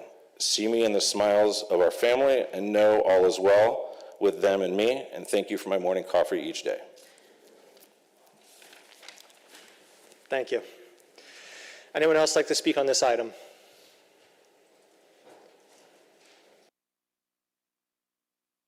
Hello, my name is Braden Zoyer. I reside in 6280 Moss Ranch Road, as well as my sister. We're the grandchildren of Greg Zoyer, or who we call Grandpa. Now, I could sit here talking all day about how good of a grandpa my grandpa was. And don't get me wrong, he was a good one. He was incredibly proud of my sister and I and told the entire world about our endeavors.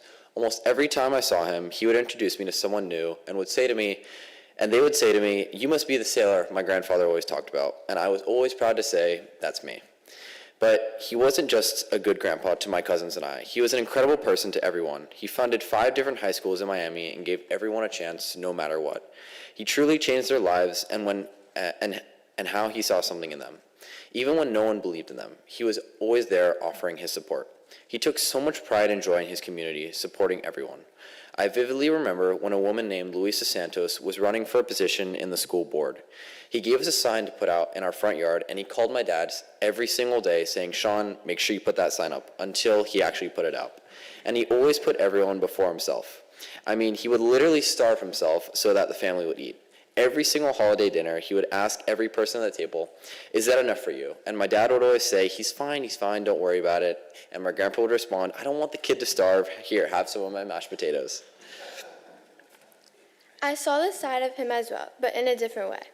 Every Sunday, our grandpa would get us McDonald's pancakes, and they were our favorite. It didn't matter if he had anything going on, he always brought those pancakes, not because he had to, but because it made us happy. He was the kind of grandpa who didn't just say he loved us. He showed it through his actions. I'll always remember the go-kart we kept at his house. It would die easily after we rode it, so every time before we came over, it was already charging. To me, that showed just how caring and thoughtful he was. Sometimes people just need that one person who always supports and loves them. Someone who they can always count on. For me, that person was my grandpa. Anyway, if the speech didn't make it apparent, my grandpa was an incredible person who changed the lives of thousands of kids and always put his community first. Thank you. Thank you. Any other speakers? Welcome. Thank you for coming. Hello, Madam Mayor, council members. My name is Luisa Santos. I'm the proud school board member representing District 9, and more importantly, a proud product of Palmetto Bay Schools. Our public schools gave me everything, and one of them that I got the chance to attend was one of those many schools that you heard Greg Zoyer founded. Greg was a builder of futures. He had a rare gift for envisioning something where there was nothing and then rolling up his sleeves and, as you heard, making success after success after success possible in our public schools. Whether it was a program or one of those schools that he founded, he had a real sense of possibility, which was infectious. And I know that many of you who knew him, there was no challenge that felt daunting to Greg. It was anything, no matter how hard it was, including, I'll say, when I decided to run for office, he just said, yeah, we can do this, there's a way. And I always found so much inspiration in that. I actually first met Greg in this building at a Palmetto Bay EAC meeting. So it's very bittersweet to be here in this building, remembering all the ways that he gave so much, even in retirement. I'll say, as you just saw, that his legacy of excellence continues in his wonderful children and grandchildren and his much larger MDCPS family that he has left behind. I also want to say that while Greg was an incredibly competent leader, what really made a difference was his character. He was well-rounded, thoughtful, and always led with humanity. He had that relentless belief in every child with zero exceptions. And again, it was infectious. But he paired that relentless belief in every child with an incredible work ethic right until the very end. I mean, he was a machine, and I always looked up to that. He always did it with tremendous joy, though. Even when he was working, from the time he rose to the time he went to bed, the joy was infectious in everything he did. So I'll just close by saying that I personally am a much better person, leader, human, school board member because I got the pleasure to have Greg as a friend and as a mentor. And I really look forward to having many generations to come ask, hey, who's this street named after? And then finding tremendous inspiration in his story and the legacy that he leaves for all of us. So thank you for supporting this item and renaming the street for Greg Zoyer. Thank you. Next speaker. Thank you for coming, School Board Member Santos. We appreciate it. Dr. Larry Feldman, former member of the school board, vice chair, former director of these area schools, 13924 Southwest 107 Terrace, Miami 33186. And I would ask on a personal level if I could ask it be waived for a little bit of extra time. First of all, I'm old. Second of all, I've done 55 years and I'm in front of you all the time. But I don't want to rush through this if you allow me to, because quite frankly, when you saw on the board the 250th anniversary in May, it could have been Greg's month because it said celebration of service. It wasn't about just doing it, it was about who did it. The founding fathers, the father and mother, the Zoyers, and his children, and his wife, and his son, and his daughter would love to have been here, but she's home ill. And so you're talking multiple generations. You're talking about people who have been impacted either as a union member, as an elected official, as someone who cared about others and did collections of furniture, of clothing, of food. And who would they go to? They'd go to Greg. So let me frame this for you if I can.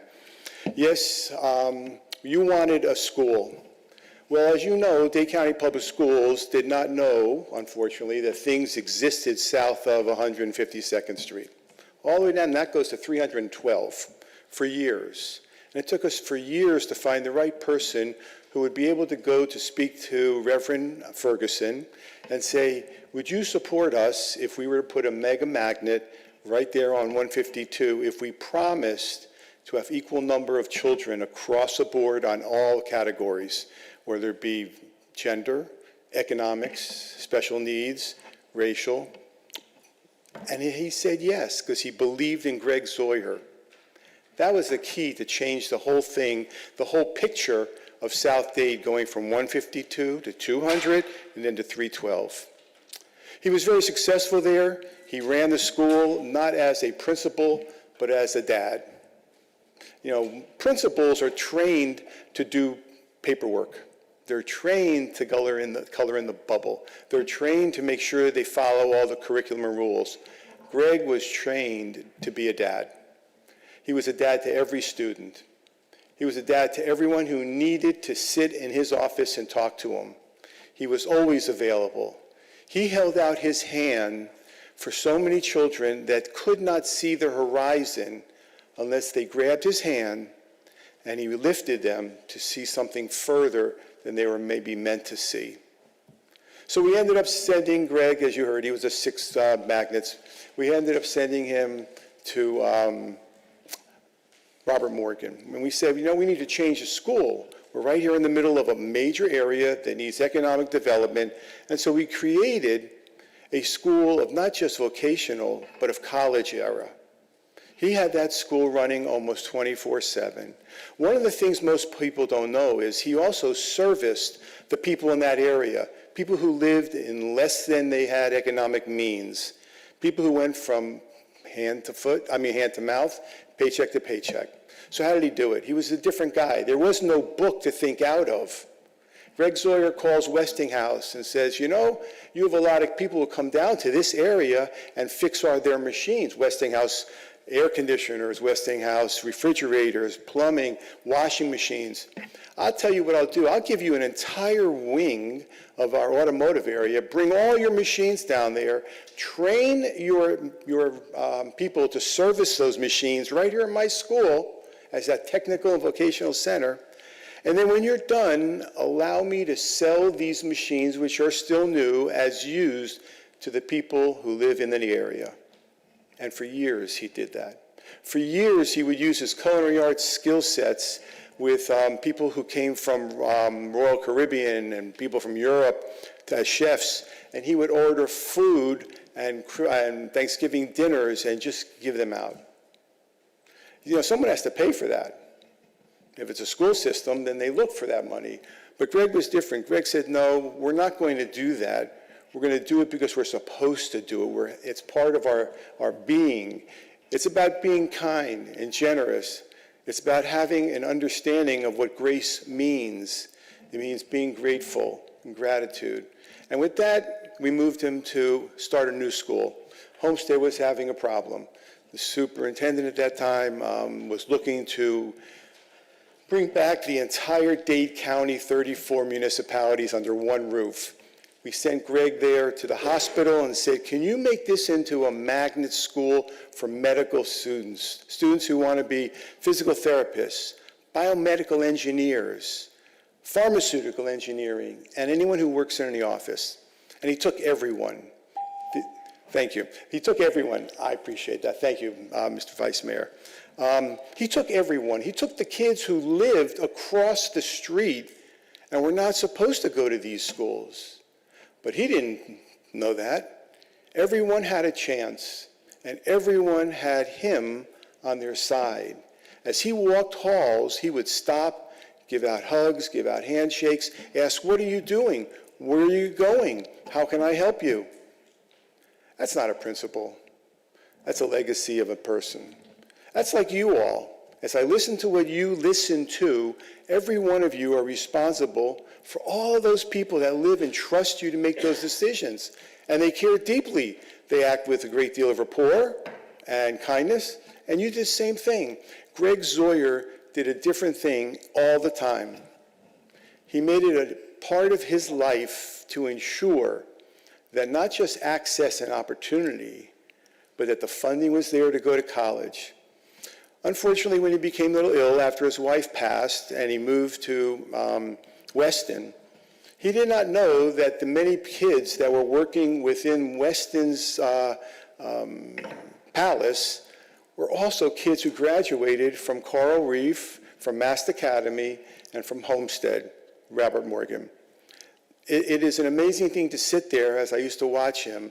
He'd go into the cafeteria, and all of his kids who were either physical therapists, who were there to help, who were working in the cafeteria, would run to him.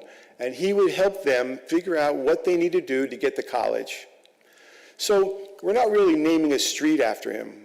We're naming a street in honor of Palmetto Bay, because you allowed him to do this. You encouraged him to do this. But he didn't do it alone. and I have 13 seconds, so let me just ask this.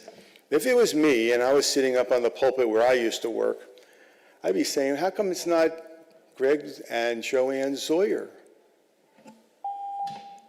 I appreciate all the time that you have given me. I appreciate your listening. I appreciate the respect you gave to the Zoyer family. And to Alicia, I hope we did well and you're doing okay. And to all of you, I appreciated very much the opportunity to work with you for all those years. Now you have Luisa Santos, who makes it even better. So thank you. Oh, I'm sorry. We have his mentor here and a certain guide. If you could stand, this is Dr. George Kuntz. He was a deputy superintendent. He oversaw what Greg did in every one of his schools. And he said, I'm here. If there's anybody who's not happy enough to vote yes, he's going to come to the mic and talk longer. So with that, thank you and have a blessed 2026. Thank you, and I know we're not supposed to do this, but for once, I'll waive the rule because I'm chair. Please give everyone a round of applause for coming up. Seriously, it means a lot. Thank you. Yes. Thank you, and with that, Madam Clerk, any comments by form? 2 public comments were received by form for this item. The first one was received by Pamela Gorman, 14140 Southwest 72nd Avenue. The naming of a village street should be in memory of a resident who made substantial contributions to the community. Josh Claren, 9354 Southwest 173rd Terrace. I am writing in support of naming the street after Greg Zoyer. Greg Zoyer was a man who cared deeply about education, his community, and specifically Palmetto Bay. He was always willing to help others, to mentor, and to lead. I urge you to support this resolution. Thank you. Thank you. Madam Mayor, you're recognized. Thank you. I'm going to keep my comments very brief. I was thinking of all the things I would say, but then the great speakers, you all said them for me. Sean, I do have to say, when you walked in the room, I thought, you look a lot like your dad. Listen, Greg, you heard from everybody. Greg was really an amazing individual. I think he impacted even folks that are up here on our dais. It's the reason why we made him an Education Advisory Board member emeritus. And even in that, the conversation he said, but Karen, I don't think I'm going to be able to get back to Palmetto Bay. I'm up here, closer in Weston, closer to my family while I recuperate. Sadly, he didn't make it back down to Palmetto Bay, but 50 years of service and 82 years of humanity, I think, to me, speaks volumes. I'm going to say this, the only thing you all did not mention was, I'm just saying, yeah, no, Larry, I'm sorry. No, but yeah, he was a graduate, I think, of University of Miami and an avid tennis player and a big football fan. So I know he's going to be watching on the 19th. To my colleagues, I bumped this up a little bit. I know normally April would be the time we might bring items for discussion for street naming, but because of the process and my expiration date, I wanted to make sure that I was able to be here for the actual celebration of a street naming should the council move in that direction. And I'm available. I know we have staff here as well that's available to answer questions about the process. Most of us have had that. Have had the experience in the past for other street namings. I'm also available for any questions on my decision to bring this item. Thanks. Right. Thank you. Any questions for the sponsor? Seeing none, any comments on the item? Seeing none, Madam Clerk, please call the roll. Mayor Karen Cunningham. Yes. Councilmember Patrick Fiore. Yes. Councilmember Steve Cody. Yes. Vice Mayor Mark Meritzer. Yes. Councilmember Marsha Matson. Yes. Passes 5-0. You don't see that often up here, guys. Thank you. And Dr. Kuntz, thank you so much for coming out this evening. We appreciate you. Dr. Feldman, school board member Luis Santos, and of course the beautiful family. And young people, pancakes, I love it. Thank you. It's a great memory. It's a great memory to keep. Thank you all for coming out. I will, just as a follow-up, I will do a follow-up email connecting again with Madam Clerk, and she'll be able to explain to you the process. It's going to be 60 to 90 days before we, hear back. It has to go through the Postal Service, and there's some hoops to jump, but they haven't said no yet, so we should be okay. All right, thank you all so much for coming out for that item. Feel free to stick around. All right, we said we were going to take another item out of order, and that is item D. Would you move that? Move it. Would someone second it? Second. Item 14, thank you. Item 14D. Item 14D, a resolution of the Mayor and Village Council of the Village of Palmetto Bay, Florida, relating to grants, approving a grant application in the amount of $725,000 to the Florida Department of Transportation under its Transportation Alternatives Program to fund a bicycle and pedestrian bridge and sidewalk connectivity project, retroactively authorizing the manager to execute the application on behalf of the village and providing an effective date. This resolution is sponsored by administration and prepared by Grants Administrator Christina Cotto and Public Services Director Dionisio Torres.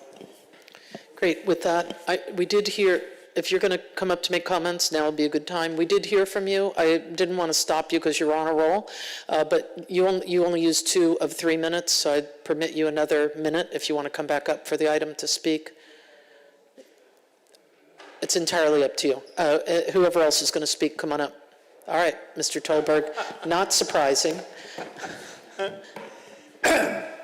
Eric Tolberg, 7884 Southwest 179 Terrace.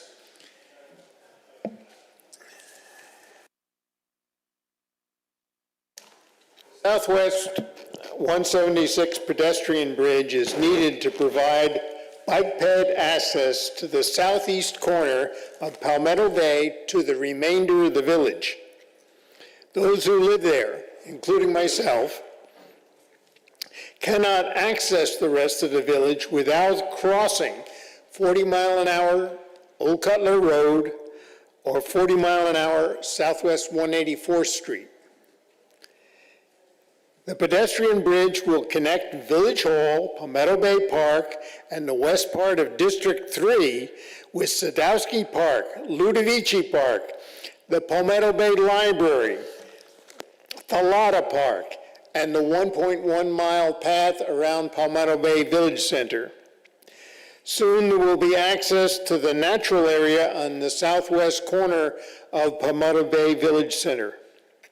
It will also provide bicycle and pedestrian access to Palmer Trinity and Perrine Elementary. So this is going to provide access to schools, and people who are worried about more traffic should consider that this will allow more children to walk to school, because you don't expect children to cross Old Cutler Road, right? But they can use 176th Street that has sidewalks on it and go directly to Perrine Elementary School or anywhere in the western part of District 1. If there's concern about larger vehicles like golf carts going along this bridge, if you don't want that, put bollards 3 foot apart.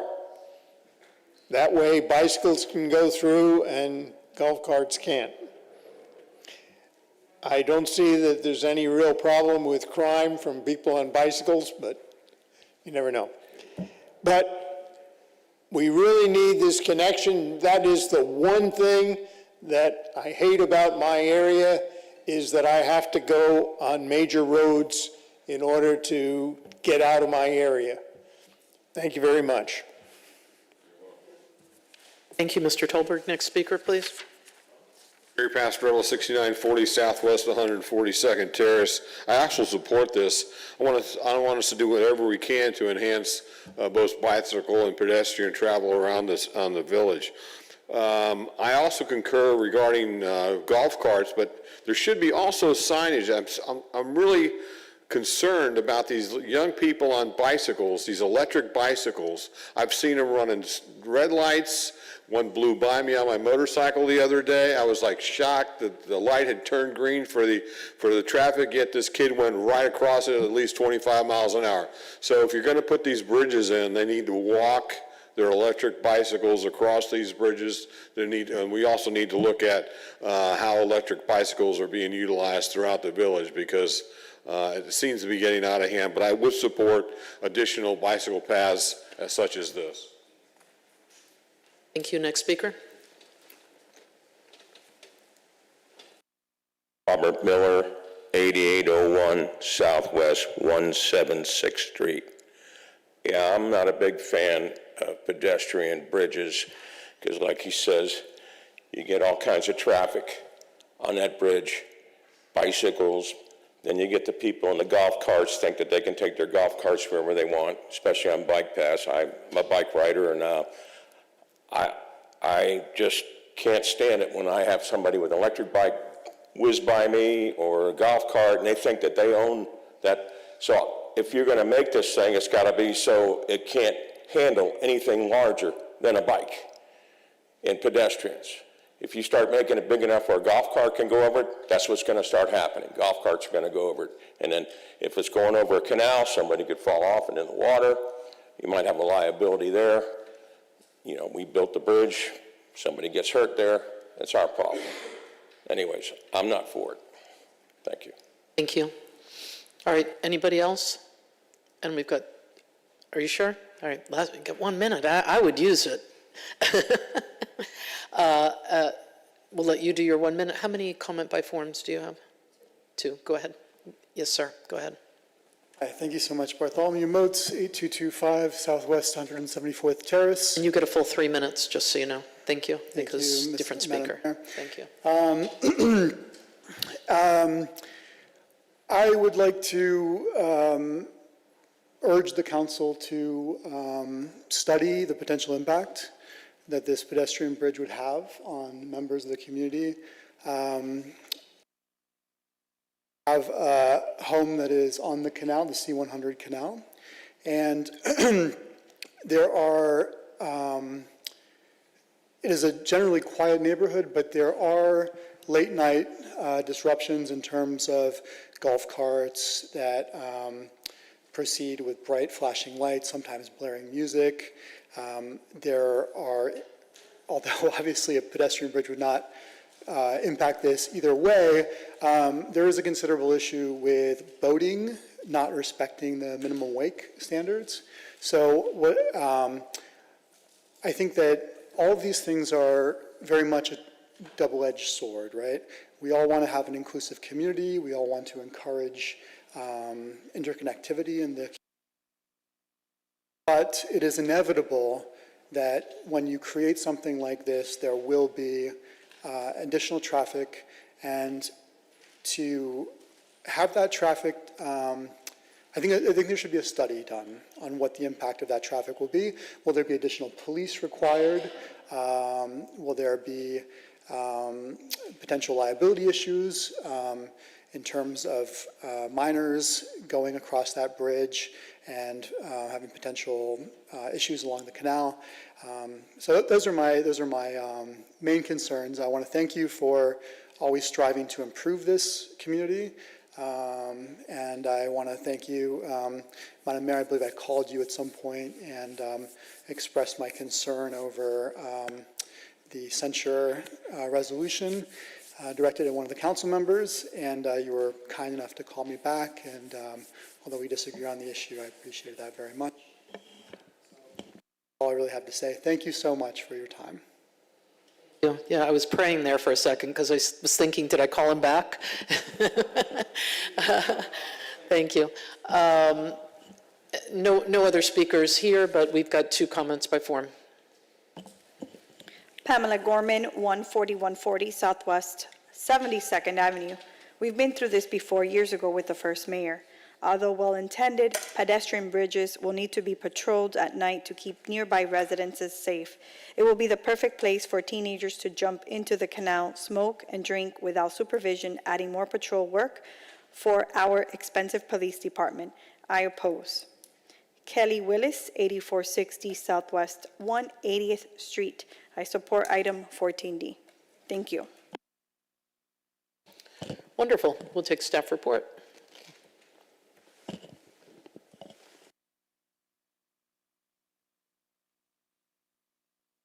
Good evening, Honorable Mayor, Vice Mayor, and Village Council. My name is Christina Cotto. I am the Grants Administrator. The resolution before you approves administration's submission of a grant application requesting funding assistance for pedestrian and bicyclist bridge on Southwest 176th Street over the C-100 Canal under the Florida Department of Transportation's Transportation Alternatives Program. We requested $605,000 in grant funds with a match of $120,000 for a total project cost of $725,000. Matching funds are available through the Transportation Fund.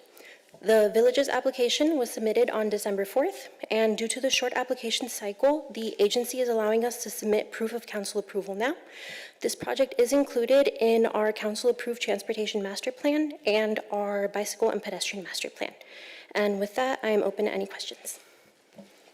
Excellent. Great presentation, Christina. Questions? Councilwoman?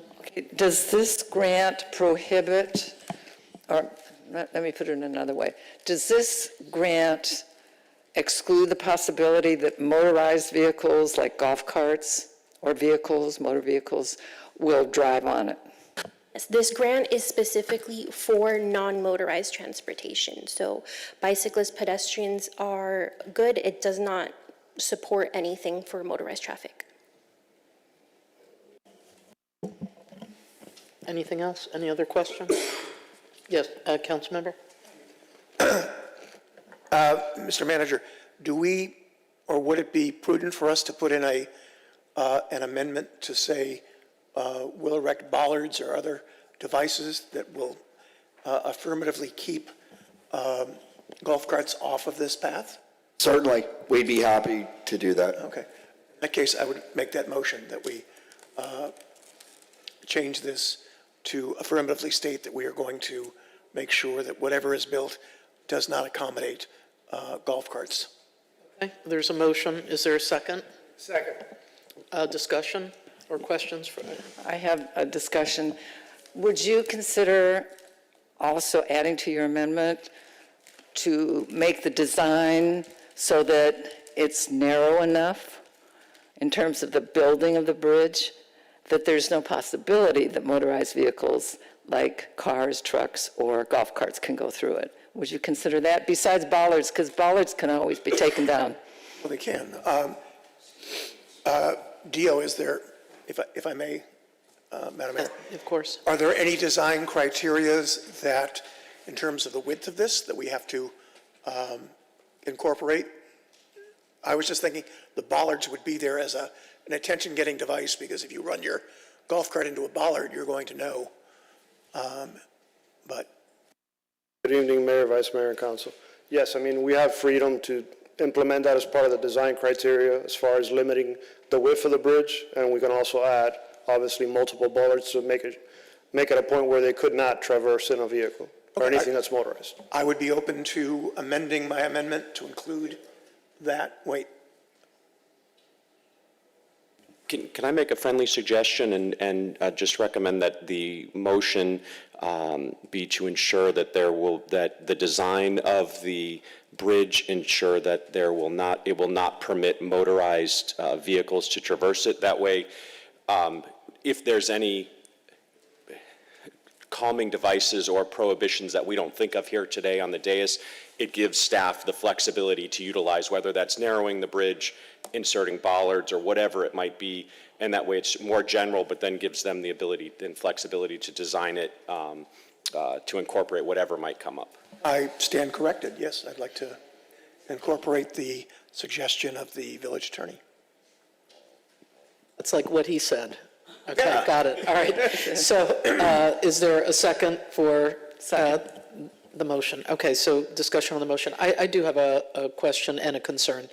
I know that area very well. I have family that lives on 176th Street. I'm also a big proponent of connectivity. I think it's important, especially the pedestrian component, but I don't know how we keep electric bicycles, and that is a big issue in that neighborhood. Up and down the canal banks, I often get calls, it's probably at least twice a month, from a resident that I know lives in that area. How, as it relates to this motion, the golf carts, I can picture how that would look. How are we keeping motorized bicycles? And just, I guess I was going to bring it up during new business, but I do plan on bringing something, at the very least, to discuss as it relates to electric bicycles, because I see a growing population of wonderful children that I would love to live long and happy lives, and I'm afraid one day we're going to find out that one of these children that's out having fun is going to get hurt. But how would we keep electric bikes from traversing the bridge? I don't even want to call it a bridge. Can I call it pedestrian? I get post-traumatic stress syndrome when I talk about a bridge. I don't know. I mean, certainly one idea that comes to mind is if you just put like a gate where you have to open it, not a lock gate, but where they'd have to actually get off the bicycle, open the gate, and then they'd have to walk through, and then same thing on the other side. So you couldn't just whiz through. I mean, again, staff would have to determine whether that's feasible in terms of the design, but if we're thinking through ways that, just force people to do the extra step of getting off the bike, open it, close it, go back on, open it, close it, just a thought. But. Okay, thank you. Vice Mayor? Yeah, so a couple things. First of all, this will get to my concerns later, but this is part of the reason why I have concerns about the process of this item. But on the note of the motion itself, I would just point out that my understanding is that this would be built after 2032 or around that time, which is about 6 years from now. We're about to have a new council in 2026 and then again in 2028 with another member termed out. And then obviously myself and hopefully we'll see if I do run in 2032. So the point I would make is that we're going to have new people up here very soon. And given that this is not being built or actually designed until probably way later on from now, what's stopping a future council from just making these changes with another motion? So I don't know if that's enough guarantee for the community of what we're discussing here tonight because of that timeline, and I want to know if you can please clarify what that would look like in the future.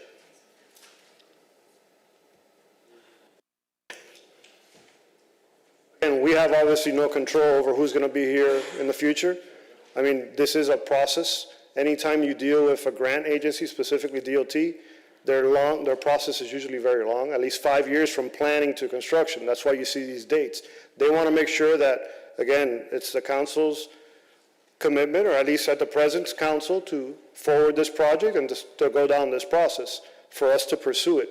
It's an opportunity for us to get grant funding to help support or actually build this project, which would be difficult for us to find another resource or to be another means of being able to do this. So that's why we're in front of you tonight, to see if it is the will of the council for us to go down this road and follow this grant opportunity. Of course, and I appreciate that. I just wanted to state this for the record, that's all. But Mr. Attorney? I would just say it could be, my guess is if this is a specific grant for non-motorized vehicles, it'll probably be built into the grant agreement that the state would give to us as to, I mean, when you get grants, they put limitations on it, so I suspect, I haven't seen the grant agreement, but I suspect if it's for non-motorized vehicles, it would probably specify in the grant agreement that if we want to use those funds, it would have to be that. Now, that wouldn't prevent a prior council or subsequent council from going back and asking them to amend it, but at least the written document, I would expect, would have some sort of limitation along those lines if that's since that's what we're applying for. Okay, all right, well, we have a motion, so is there anything else on the motion? Can we? Just on the motion? No. Okay. Yeah, because we're not quite there yet, but we're on the motion that was proffered by Councilmember Cody, and I believe it was seconded by Councilwoman Mattson. This is not an ordinance. All those in favor? Aye. Aye. Anyone opposed? No. This is just the motion. Now we're back on the item as it's been amended. Okay. So, more. Comment? Yes. Comment. I would just like to mention to the folks who showed up today from the area. And I'm the council member from District 3, so I reached out to various people in the community regarding their views, and it was mixed. And the main concern was golf carts and cars, that it would be changed so that it would not exclude them, and that there would be so much traffic and so much commotion, and I totally understand that. I've opposed motorized bridges or bridges that carry motorized vehicles since I've been on the council. But I think in this case, if we can restrict it to just bicyclists and pedestrians, I don't think it will be that disruptive, short of the e-bikes, which hopefully the mayor will come forth with something that we can get those under control. I don't think it'll be that disruptive, frankly. And this is a big grant from the state of Florida for over $500,000 that Palmetto Bay is putting some money into, but it's mainly paid for by the state of Florida. And I think it will be an enhancement for the area.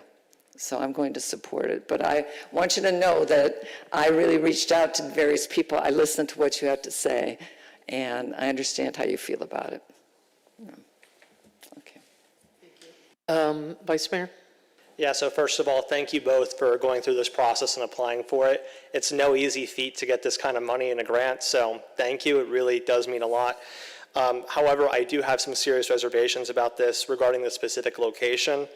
And I will also just state as well, I'm a huge proponent of bike and pedestrian mobility. I really support this sort of idea on paper, and I also think that this is generally a good idea. However, I am also concerned about the process in which this was underwent, because I think the core reason for this and the reason why we're having this discussion now about golf carts and all these other things, and also residents coming out at the last minute, along with the councilwoman to my left also mentioning the community being split here, is we have an issue with the lack of community engagement throughout this process. And I saw that obviously y'all applied for it on December 4th. My strong preference would have been if y'all had brought it to the December meeting. I don't know what the process was behind the scenes. Regardless, we're here now. And it would just have been tremendously helpful if you had taken the time to speak with the neighbors in the immediate area about this proposal. And again, I also had the same experience as the councilwoman. I spoke to people and they were quite mixed.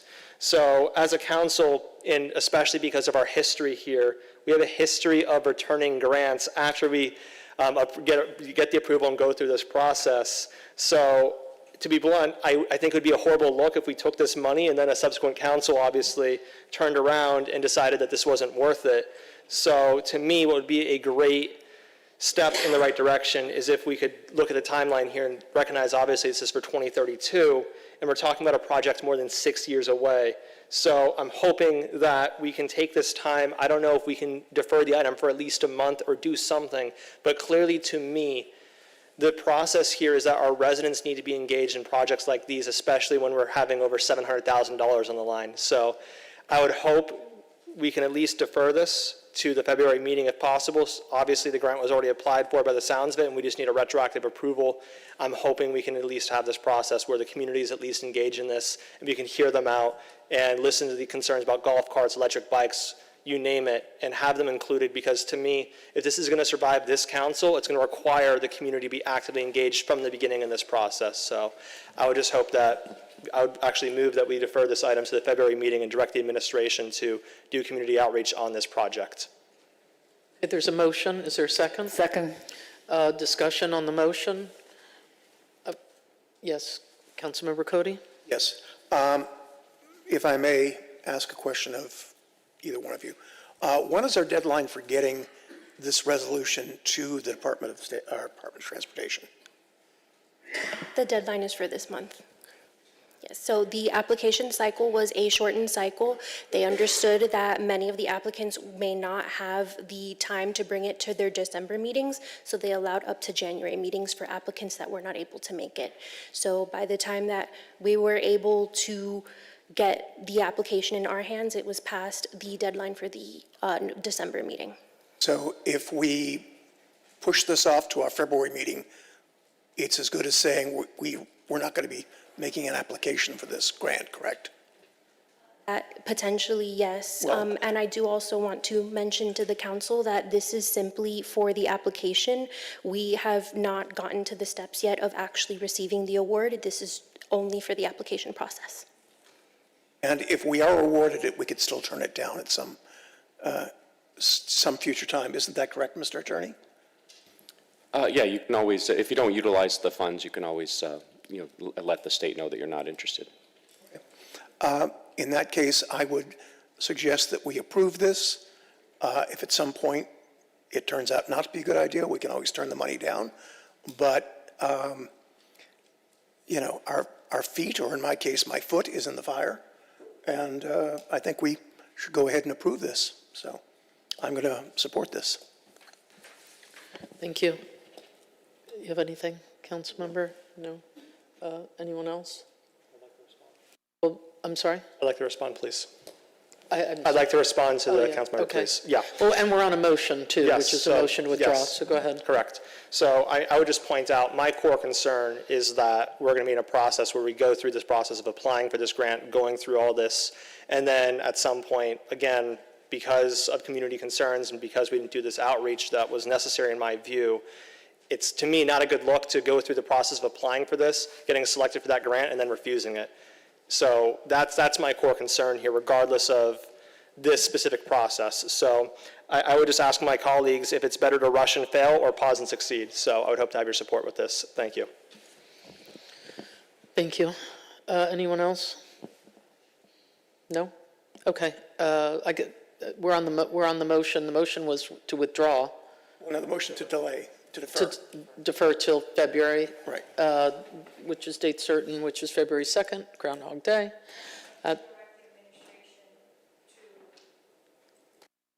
The motion on the floor was to defer the resolution to the February 2nd regular council meeting and direct the administration to do community engagement. Okay, and actually what I heard though from you is that if we defer to February, you're not going to be able to submit the application? It's a potential. It would need confirmation from FDOT. Say that again? We would need to confirm with FDOT if we would be able to defer it to I see. February. Okay, all right. Yes. I would just say there's also next cycle, worst case scenario. So even if we don't get it this cycle, we can always try again for next cycle. Okay, all right. Why don't you call the question? And this is, I'm sorry, the motion is to defer to February 2nd. Go ahead, call the roll. I'm so sorry. I'm calling the roll on the motion on the floor. Vice Mayor Mark Meritzer? Yes. Councilmember Steve Cody? No. Councilmember Patrick Fiori? No. Mayor Karen Cunningham? Yes. Councilmember Marsha Matson? Yes. So we will defer it to February 2nd. Maybe we could get an update from the manager via email, whether FDOT is accepting of that. Okay, all right, okay. Done with this item. All right, and now we are on to item E, 14E. Would someone move that? Move. Is there a second? Madam Clerk, can you please read the item? A resolution of the Mayor and Village Council of the Village of Palmetto Bay, Florida, related to procurement, approving the selection of Top Spin Services to provide comprehensive programming and coaching services at Coral Reef Park, Tennis and Pickleball Center for 3 years with an option to renew for an additional year not to exceed 5 consecutive years at the sole discretion of the village, authorizing the manager to negotiate and enter into a contract and providing for an effective date. This resolution is sponsored by administration and prepared by Alessia Bencomo, procurement specialist. Wonderful. Public comment? Now would be the time to speak. If you want to speak in support of the item or in opposition, I know some of you came out to do that, so I'm just mentioning this mainly, of course, you as well, but back row, I don't know if any of you are going to speak or not. Okay, all right. Bob, your name and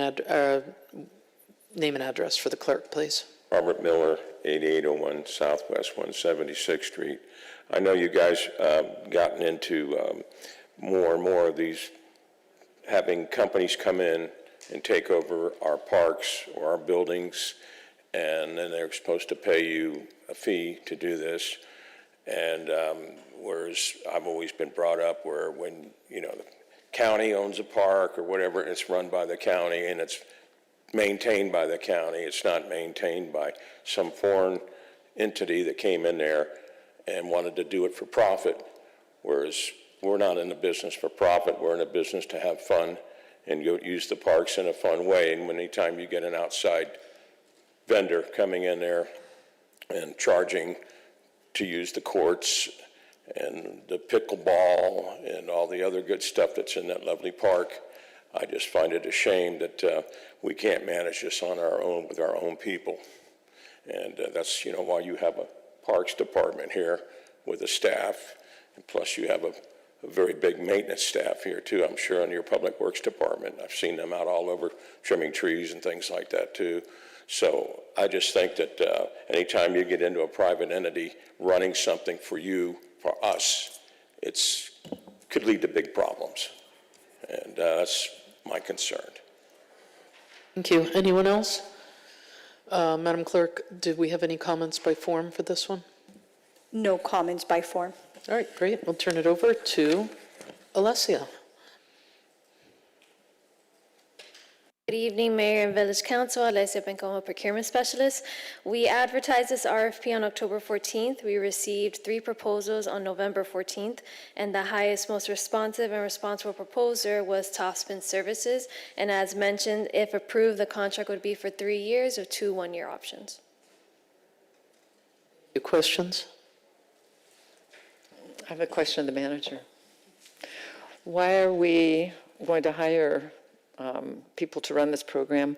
Is the village now operating it with our people? No, we have an interim operator and that we've had in place, I want to say since November, I believe. But no, the village has not run it. Well, what is the advantage of having a private entity running it versus the village employees?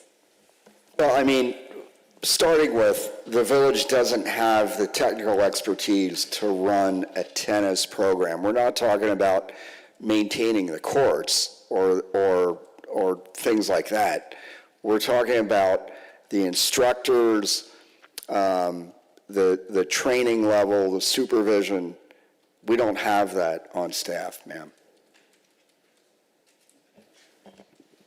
All right.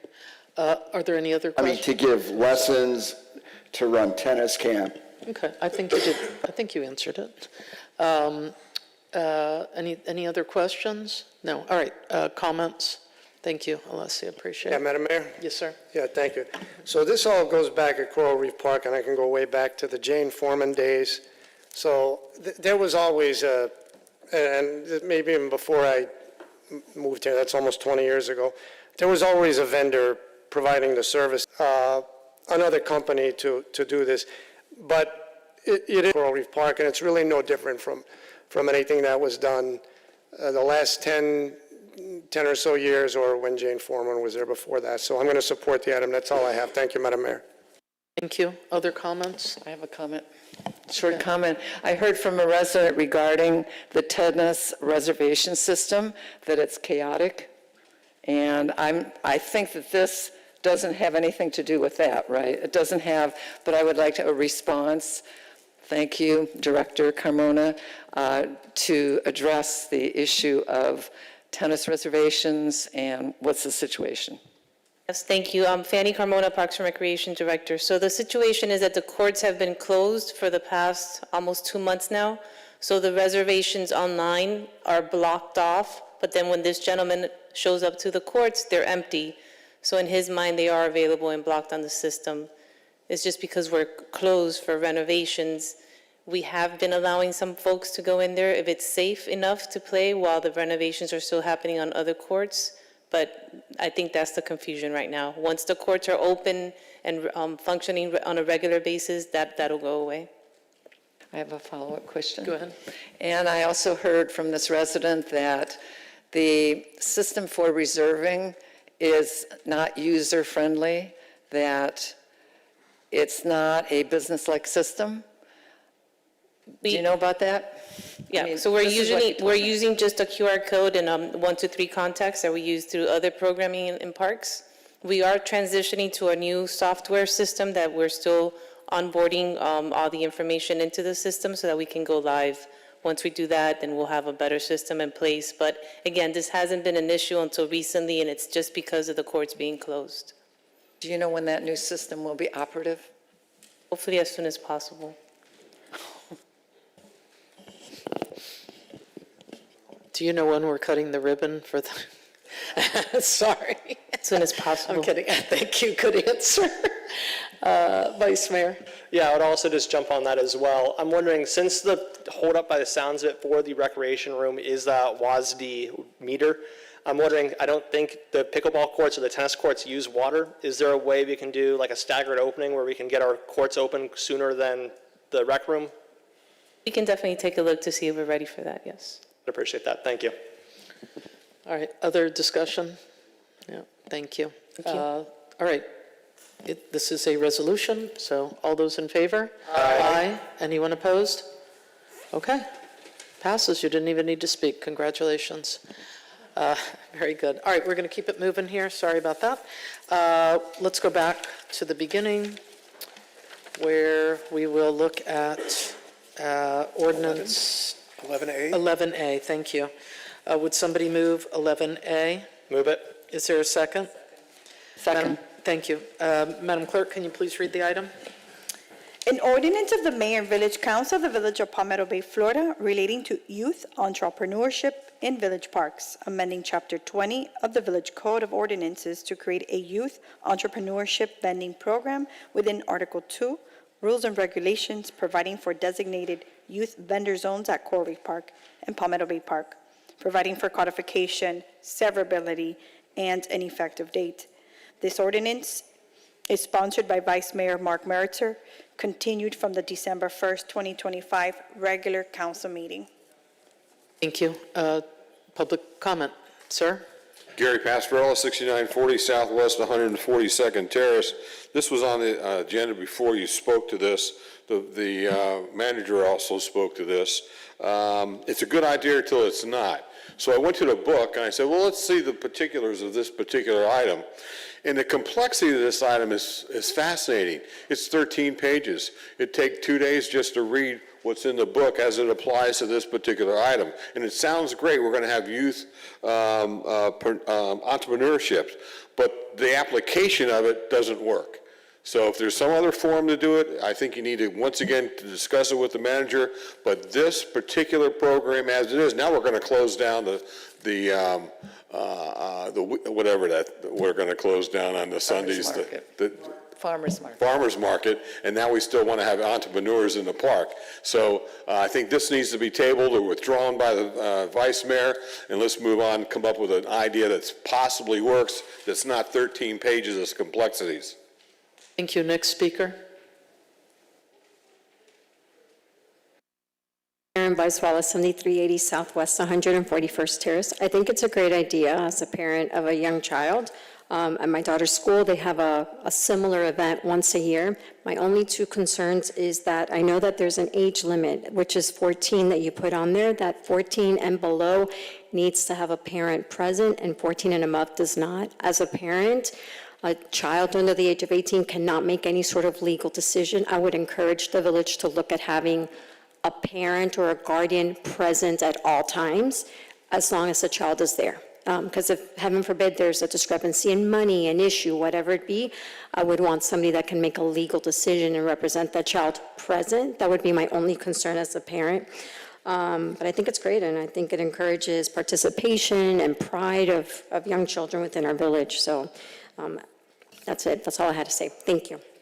Thank you. Anybody else? Very good. Madam Clerk, do we have any comments by form? One comment was submitted by form from Kelly Willis, 8460 Southwest 180th Street. I am opposed to item 11A. Thank you. Thank you. All right, turn it over to you, Vice Mayor.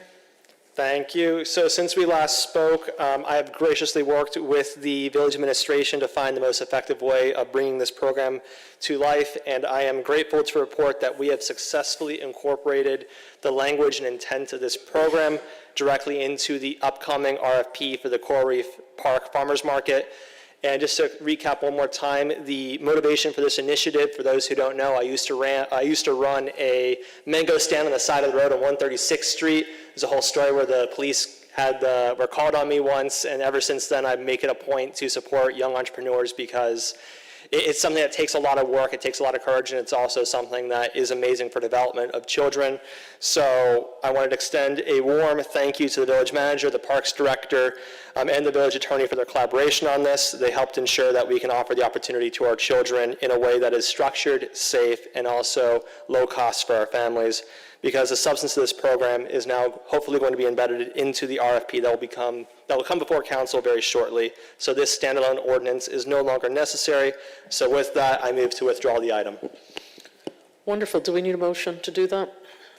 Since it was moved, we would need a motion to withdraw, Okay. yes. Is that your motion? Yes. Second. Is there a second? Discussion on the motion? I do have one comment. Vice Mayor, congratulations. Really, I think it's great. I think oftentimes when we, connect with the administration, we're able to come up with some ways to move things around, and I'm glad to see the two of you doing that. That makes me feel good. So thank you. Anyone else? I do have a question. A question? So this program is coming, Wait it's one going to be second. brought forth, and in what way are we going to know about this program? I'll defer to the administration on that. Dr. Mattson, we intend to incorporate, and I've sent the vice mayor, and I appreciate his very kind comments. We sent him the recommended language that we will incorporate in the RFP, and what we will ask of any potential vendor is to establish a youth entrepreneur zone that will incorporate the key tenets of his ordinance that he had proposed in there. And I think it'll be a very simple way and a very effective way of including that youth entrepreneur aspect into an already, or soon to be already functioning market at the park. Yes, ma'am. Great job. Okay, can we just, it's an ordinance. Call the roll on the withdrawal. Vice Mayor Mark Meritzer, Yes. Councilmember Steve Cody, Yes.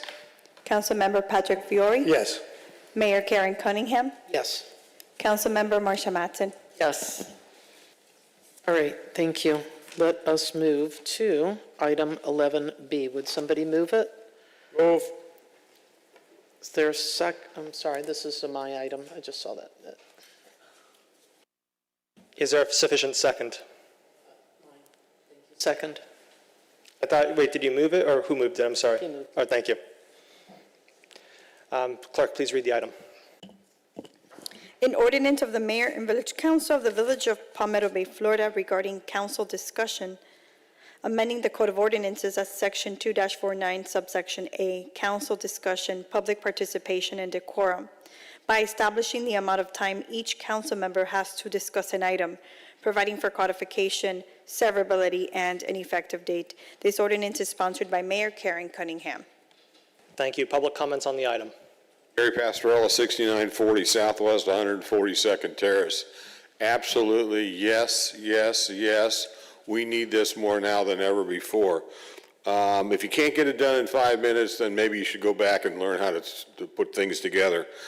We've spent hours. We haven't been able to get through agendas because people have been going on and on and on and on. One of the other things that's not addressed here is questions. If an item is addressed, and then there's question after question after question. If you're going to limit discussion, then you need to take questions into consideration. There needs to be a limit on the number of questions. You have one quick question or two questions, you move on.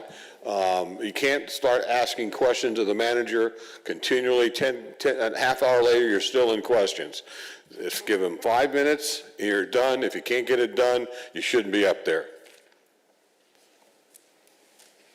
Thank you. Any other public comments on this matter? Madam Clerk, do we have any comments by form? One comment was submitted by form from Kelly Willis, 8460 Southwest 180th Street.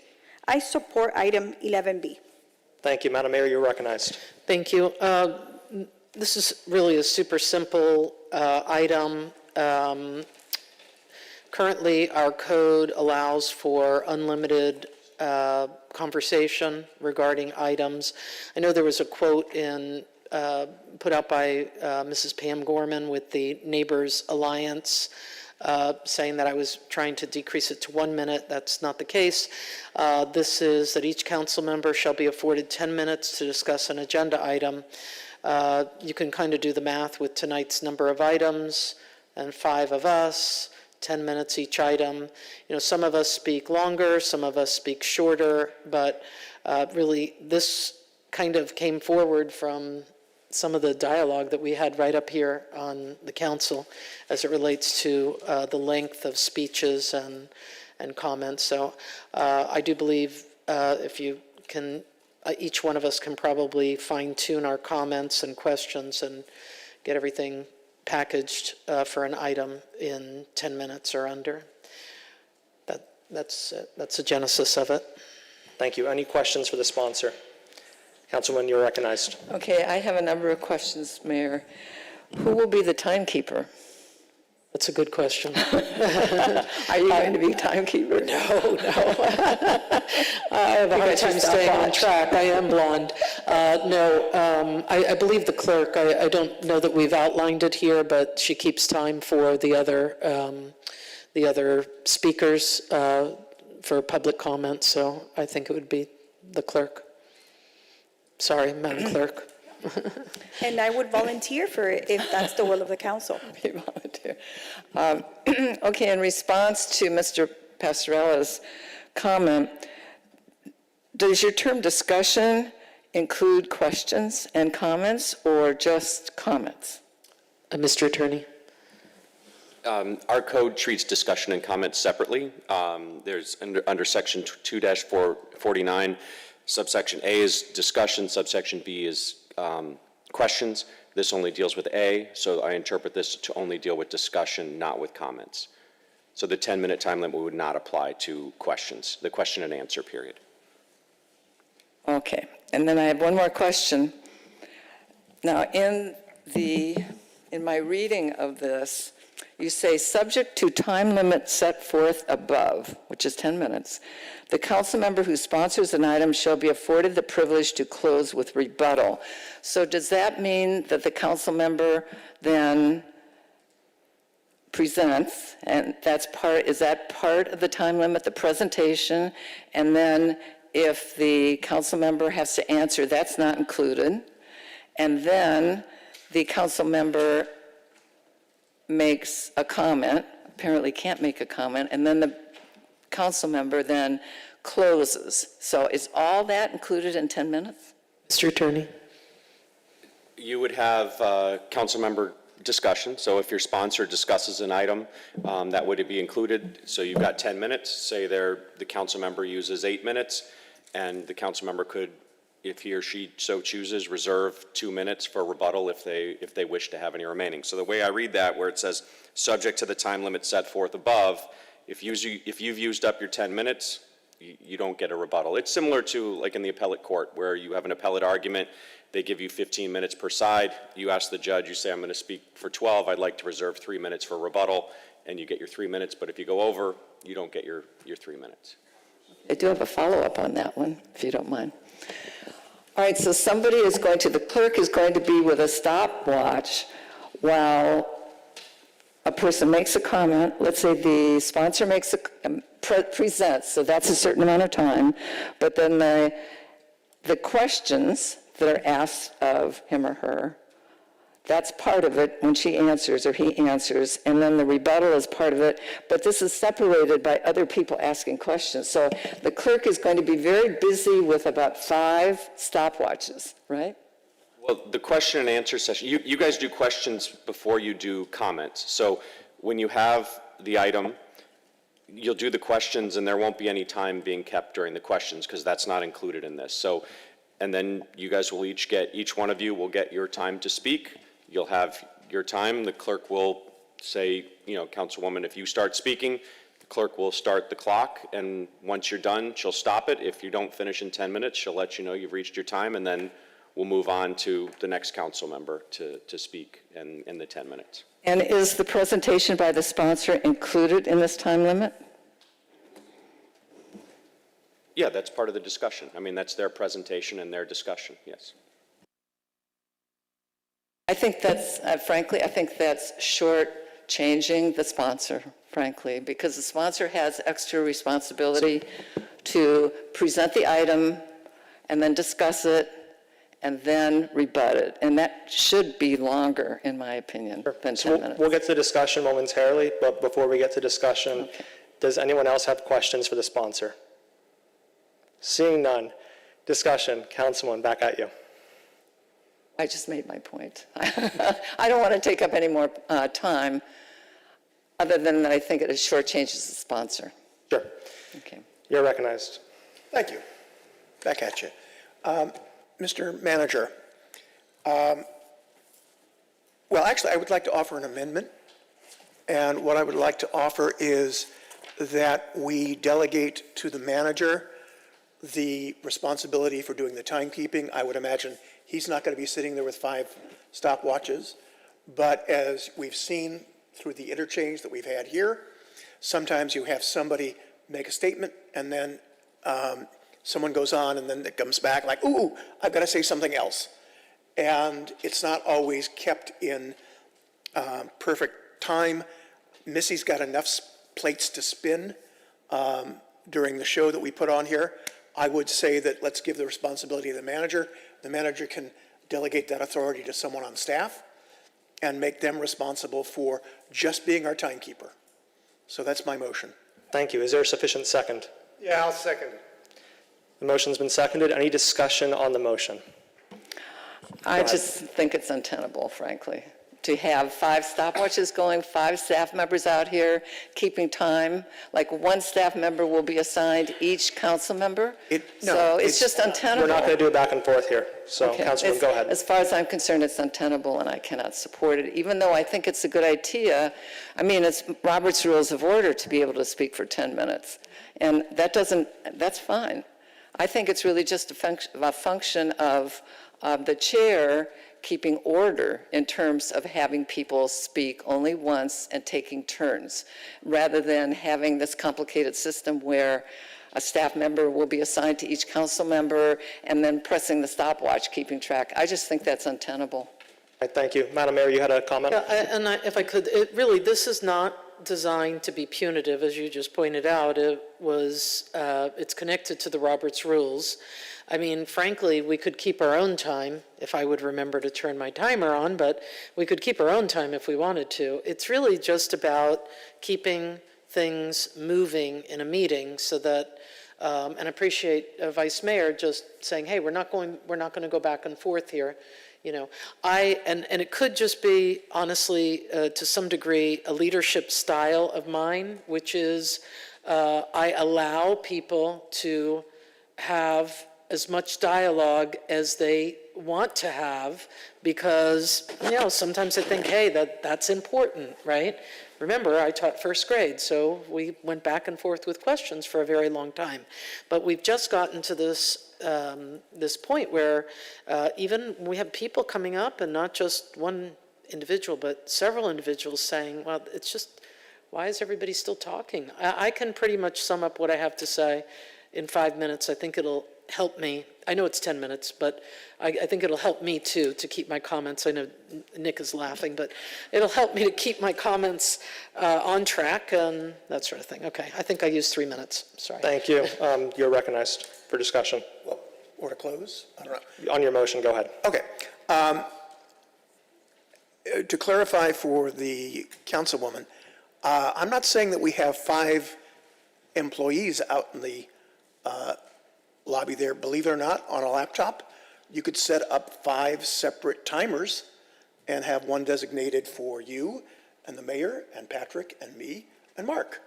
and then you can touch it, and it can run, and then you can stop it when that person stops speaking. And so you can keep track. One person on a laptop can keep track of 5 people. So it's not like we have to employ and blow out our budget on hiring new people just to be timekeepers, to clarify. Thank you. Thank you. That was closed, so Madam Clerk, please call the roll on the amendment. Mayor Karen Cunningham. So sorry, could you repeat the amendment? Yes, the amendment is to have the manager. Yes, that's right. Thank you. Yes. Go ahead. Mayor Karen Cunningham. Yes, ma'am. Councilmember Marsha Matson. No. Councilmember Patrick Fiore. Yes. Councilmember Steve Cody. Yes. Vice Mayor Mark Meriter. No. Amendment passes 3-2. We are back on discussion of the item as amended. Any discussion on the item? Commissioner, you are recognized. Yeah, thank you, Mr. Chairman. Yeah, I think it's real simple. I think we're quibbling over a lot of stuff because the last few meetings have actually been very good, Madam Mayor. Very quick. Like, I'm glad to see the Vice Mayor got with the city manager. I think that's outstanding. So things are moving along here. And to be quite frank with you, in 9 months or so and 9 more meetings, you're going to have 3 new people up here. They can do whatever they want. Just like a new administration comes in and changes everything. So I don't have an issue with this, and I'm not the one that talks a lot, right, Madam Mayor? I mean, I knocked this down to 2 minutes, to be quite frank with you. But I'm not going to do that. The other thing I would say, Mr. Chairman, is, and I think you've all heard me say before, I yield back my time. So I could do that. Correct, Mr. City Manager? If I wanted to. I don't want to get into, or Mr. City Attorney. I'll have to check the code to see if you Well, yield your time to others. I don't care if we check it or not. I'm going to yield back, okay? So I will be very happy to yield back, Dr. Mattson, some of my minutes to you because I don't speak a lot. So I'm going to support the item, and thank you very much. I already spoke too long. Thank you, Mr. Chairman. Thank you. Councilman Cody, do you have comments? No. All right, I'm going to go. I haven't spoken yet. Sure. So I'll go, and then Councilwoman, you can go, and then I'll let the mayor close out unless there's any other discussion. So last call for discussion. Other than that, Shane, I Okay. just said. Seeing none, so I'll go. So you can go, then I'll go, then the mayor. So go ahead. Commissioner, I don't talk that much, really, compared to other people we know up here. So let me just defend myself.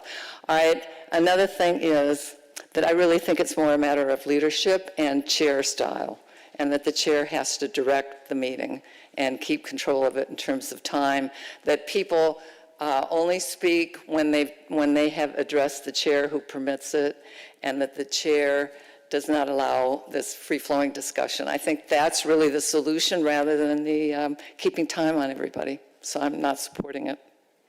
Thank you. So I'll start off by saying I understand the proposal. I understand why some people would want this, but I'm disappointed in it strongly because I think the residents deserve better than a proposal that would effectively stifle debate.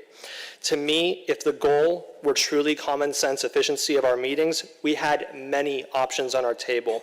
We could have adjusted our meeting start times, which this item specifically references as one of the things that we could do. Yet that's not on our agenda. We could have adopted the proposal I brought forward about a year ago, which would have streamlined the routine items, allowing us to focus on the real issues. But we did none of those things. And unfortunately, we are looking at this proposal that limits the public's most important tool, which is open debate. And I think we all have to be honest about what the context of this proposal is here. This follows a troubling pattern of transparency, which has taken a back seat in our village. We have seen members of this council attempt to place fees on public records. We saw a ban on personal electronic devices that felt like an attempt to monitor and restrict how elected officials access basic information. And we saw a censure brought against a colleague simply for being sick. And now we see a move to cut off discussion. And to the average resident watching at home, they've told me that this behavior on this council has become unrecognizable. This is not how a normal village government should function. People expect their leaders to welcome scrutiny. And what we're doing tonight, unfortunately, does the opposite. These are extreme measures that we took that look less like governing and more like a concerted effort to silence dissent. And if you want to know why our meetings feel longer lately, I looked at the data. And the data shows that our meetings are not running long because we're talking too much or we're inefficient. In fact, our meetings are running longer than normal because we had a return back to the normal level of work we did in 2023. And the only anomaly of our meeting times was 2024, a year where meetings were incredibly short, and in my view, very little debate happened. And that was a year where debate was actively stifled, and often members even refusing to second a motion, which meant difficult topics were buried rather than discussed. And we're finally having the discussion on this dais that residents expect of us. And the most dangerous part of this item, in my view, is that the message that it sends to our taxpayer. Imagine passing a $23 million budget with a default discussion time of only being 10 minutes. Imagine spending $1 million on a project with less time than it takes to drink a cup of coffee. Residents elected us to discuss the kitchen table issues about traffic, overdevelopment, and our quality of life. And those issues deserve more than a 10-minute countdown clock. The default in democracy should always be more scrutiny and not less. And let me be crystal clear when I say this. If this item passes and stifles debate inside these chambers, I can promise you that it'll only amplify the resident voices outside of these meetings who now feel unheard and sidelined. And I'll leave you all with the words of the great JFK, which really ring true tonight. He said that without debate and without criticism, no administration and no country can succeed, and no republic can survive. That is why the Athenian lawmaker Solon decreed it a crime for any citizen to shrink from controversy. Open discussion is not to amuse or entertain or to give the public what it wants. It is to inform, to arouse, to reflect, and to state our dangers and our opportunities, to indicate our crises and our choices, to lead, to mold, to educate, and to sometimes even have anger in our public opinion. I hope you all will heed these words and vote against this. Thank you. Madam Mayor, you're recognized to close. Thank you. Well, I will say this is not designed to stifle discussion. It's not designed to stifle debate. We give residents 3 minutes to come forward, 3 minutes to speak, 1 minute if they're submitting comment by form. I am a believer, though, that if you feel strongly about something, as I know you do, Vice Mayor and Councilwoman Mattson and Councilmember Cody on some items, and of course, Councilmember Fiore on some items as well, you do have the ability to shorten the speeches and shorten the overall discussion and just say what you oppose. I think any one of these items can be discussed, debated, and voted on by each one of our council members in under 10 minutes. So again, this was really designed by some of the conversation that we were having on the dais and then some of the residents that came forward. I also think it encourages, as Councilmember Fiore said, more dialogue between management and an individual council member before coming to the council meeting. So I would encourage you to support. And lastly, and thank you to Councilwoman Mattson for pointing out that really it's just following the Roberts rules, and I think unlimited in any code, to me, that's a little bit odd too. So thank you for your consideration on tonight's item. Thank you. Madam Clerk, please call the roll. Mayor Karen Cunningham? Yes. Councilmember Marsha Mattson? No. Councilmember Patrick Fiore? Yes. Councilmember Steve Cody? Yes. Vice Mayor Mark Meritzer? No. Item passes 3-2. All right, excellent. We are now moving on to item C, 11C. Does somebody want to move that forward? Move it. It's been moved by Vice Mayor and seconded by Councilwoman Mattson. Madam Clerk, can you please read the item? Item 11C, an ordinance of the mayor and village council of the village of Palmetto Bay, Florida, relating to the Village Code of Ordinances, amending Article 7, General Provisions, Section 7.2, Conflicts of Interest and Ethical Standards, by adding a new subsection D entitled Conduct of the Village Council, providing for codification, severability, and an effective date. This ordinance is sponsored by Councilmember Marsha Mattson on first reading. Thank you. Public comment? Gary Pastorella, 6940 Southwest 142nd Terrace. I need you all to put yourself in place as Senator Mark Kelly. Mark Kelly is right now being attacked for saying what he believes was right. And when I read this, I went to the book and read this on what Marcia wants to do. She wants to you can't even, this directly, and in my opinion, violates your freedom of speech. When you look at proper conduct, who says what's proper conduct? Of course, if we're not raising our voice, if we're not yelling at someone, if we're not using verbally abusing someone, then who decides what proper conduct is? You don't have a code of conduct in a book that you look at and you say, okay, it's code of conduct. This is directed towards Steve Cuddy, or Councilperson District 2, from Councilperson District 3, for some reason feels threatened by by District 2. But I don't understand where the threat is or where the problem lies. I'm not going to get involved in all of that, but in my opinion, this particular item is not called for. The mayor announces a code of conduct at the beginning of the meeting. I don't see anybody getting out of their chairs and throwing tomatoes at each other or things such as that. So I think this is an overreach.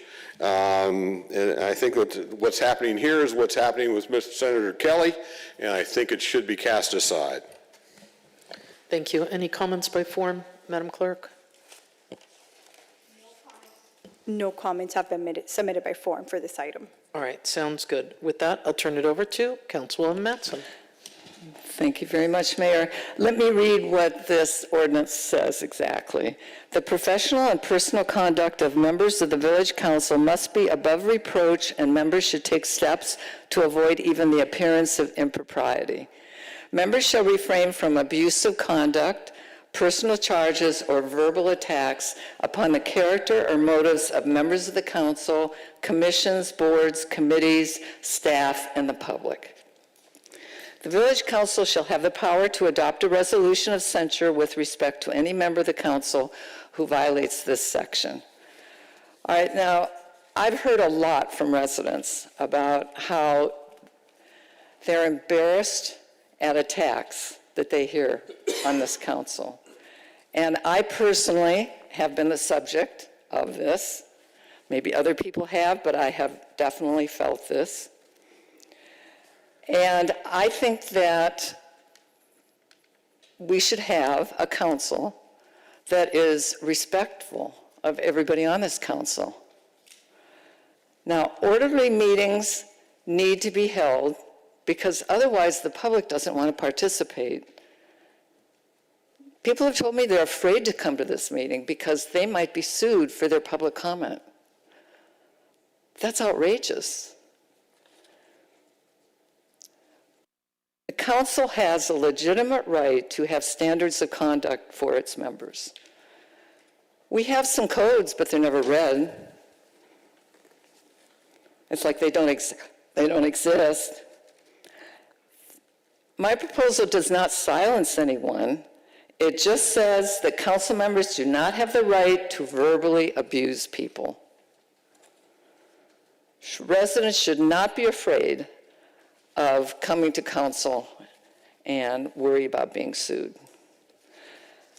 Now, what this does is it allows for respect, orderly meetings, a record of misconduct, and conduct that engenders public trust.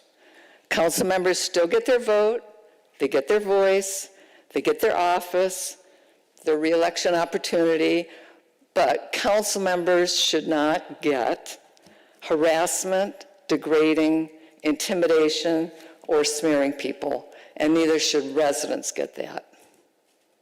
Neither should committee members. No one should be getting that. This is not censorship. This is being civilized.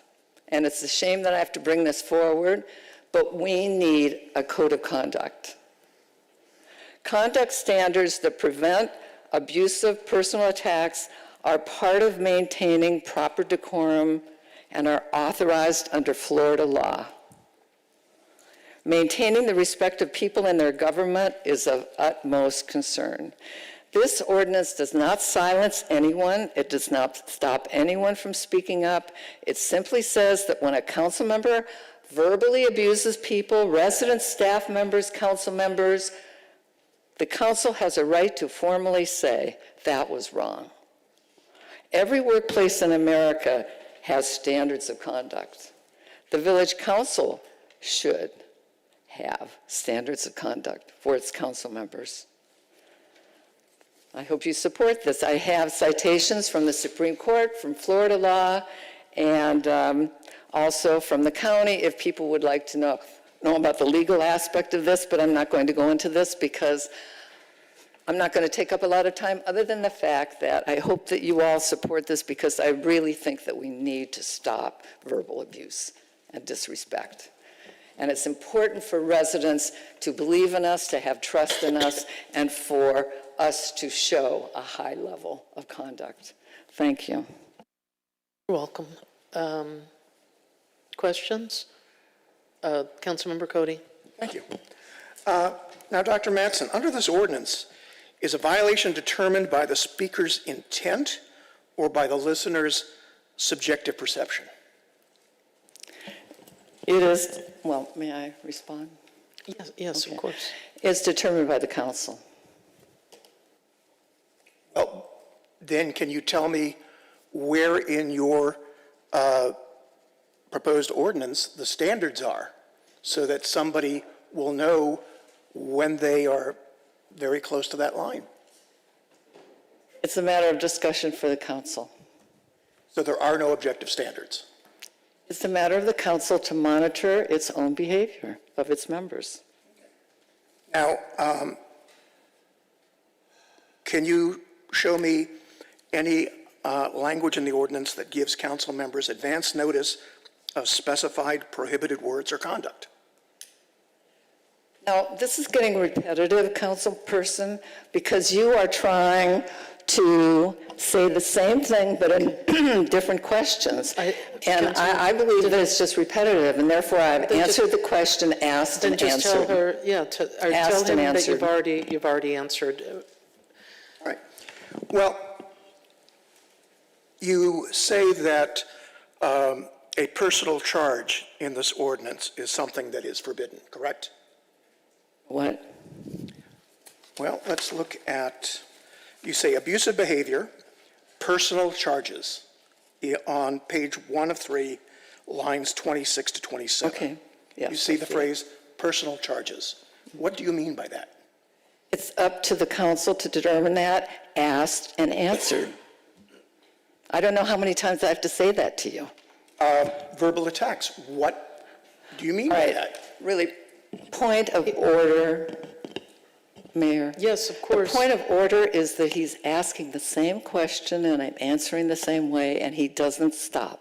It's not the Okay, same. well, I'm hearing different questions. I'm sorry, I don't want to disagree with you, but they are different questions.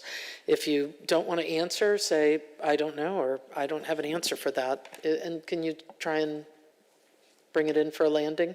How many more questions do you have? As many as I need to demonstrate the point that needs to be made, Madam Mayor. Go ahead. What other Thank you. questions do you have? Attacks on the character of a person. Now, let me ask you, as far as that goes, would symbolic content, such as wearing a shirt that says, "Mayor, move my seat," be considered that kind of personal conduct? Well, that would be up to the council, asked and answered. Okay. So what about an action where someone came in, grabbed the nameplate, moved their seat without getting the approval of the presiding officer? Could that be something that is censure-worthy? I believe she's saying. Point of privilege, this is repetitive, and he is interrogating me as though this is a trial. He is not a lawyer. I am not a defendant. I am not a witness. Please, Madam Chair, get some control of this. This is ridiculous. It's an interrogation. Please. He's asking questions. You're answering them. I would And like to thought you'd appeal the done it. ruling of the chair to the whole council. I have a point of inquiry. I'm not going to second it. I just have a very brief point of inquiry. Does the councilman have to answer his questions? Under the code, a council member is allowed to ask questions, but if the councilwoman believes it's already been answered, she can just say, I've already answered your questions, yeah? That's the point that I And made. as a further point of inquiry, can she say, I no longer wish to answer any of your questions? I think your council members are entitled to ask them, and you'll have to listen and respond. But so, yeah, I think under your code, since we delineate and allow questions by council members, I think they're allowed, whoever the council members, they're allowed to ask them, and you'll have to respond, and it can just be that you've already answered them. Yeah, and I think that's This what I is said, just FYI. I did say that. I said, if you don't want to answer them, say, I'm all done answering questions. He can still ask his questions.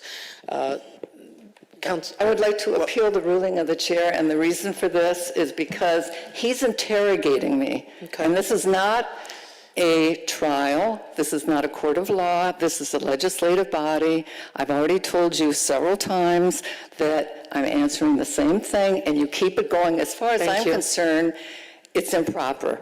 It's really improper. Well, now I believe you're out of order. And so, okay, so can we have a vote on my appeal of your ruling? Sure. All those in favor? Well, we need a sec, first it'd be a second. It's a Is there a motion second? it's a motion to overturn the decision of the Yeah. chair and to terminate the. I gave you the question. exact same information that the attorney gave, which is, don't answer. If you don't have anything to answer, don't answer. I understand what you're saying about his tone, but I can't get inside him and change the tone. He's just asking questions. It's the way he asks. Sometimes I'm uncomfortable with the way you ask questions or the way another colleague asks questions. It's not his tone, Mayor. He's interrogating me. Okay, I'm well, then answering the don't same way. respond. You need to stop this. Well, You that's need to not what- stop this. that's not what the as a chair. parliamentarian just said. So anyway, let's have a vote on this, please, on an appeal of your ruling. Okay. Second. All right, discussion? Okay, there's no discussion. All those in favor? Aye. Anyone opposed? No. Okay. Could you just do me a simple favor and just ask the questions? I have been asking the Okay, questions. go ahead. We're wasting time now. Thank you.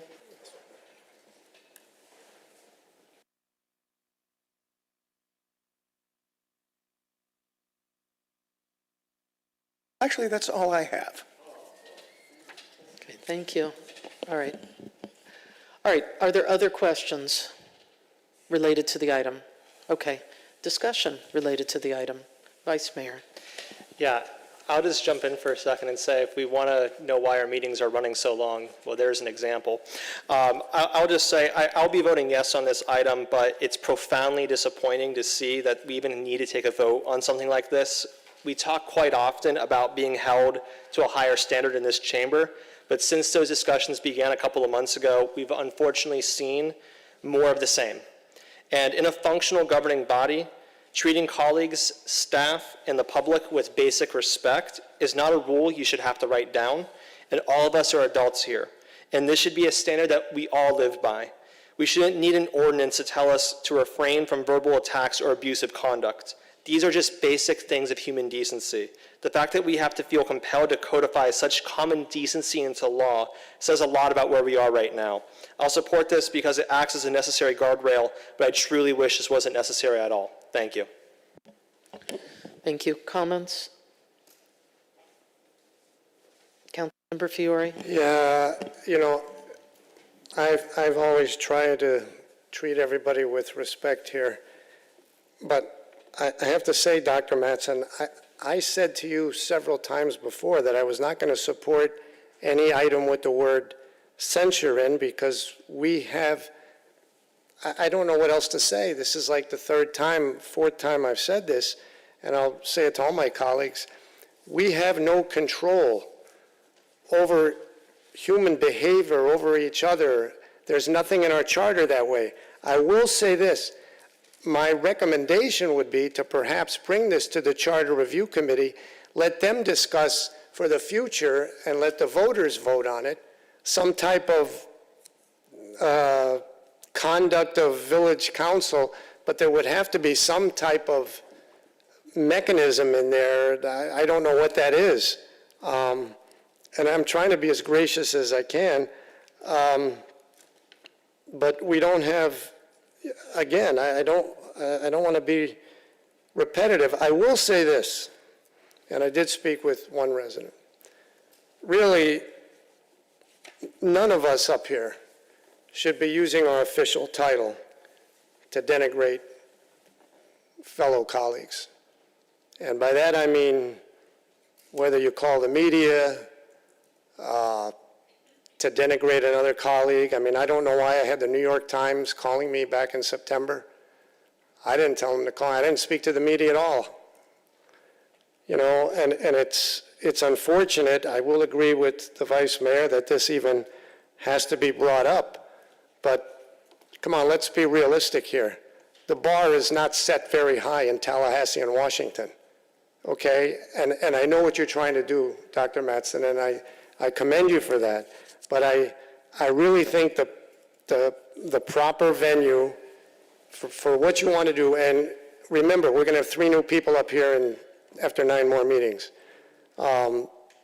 might be the Charter Review Committee to get something out to the voters in the fall as it relates to council conduct. Thank you, Madam Mayor. That's all I have.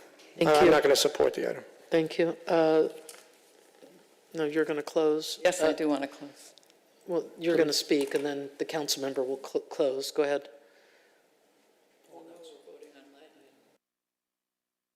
I'm so sorry. I'm so sorry. sponsor. Councilmember Cody, thank you. Councilmember Cody. I'm the sponsor. I'm sorry? Okay. Go ahead. Thank you. Okay, well, a long time ago, many years ago now, I brought forth a censure motion on a council person who used vile language regarding residents. And then maybe a few months ago, we brought forth a censure motion against a council member who used vile language about an activist who was assassinated, and a huge number of residents turned out to criticize that. So this goes on, and unless we get a code of conduct, it's not going to stop. It's not going to stop. I mean, it's been going on for years now, and it keeps going.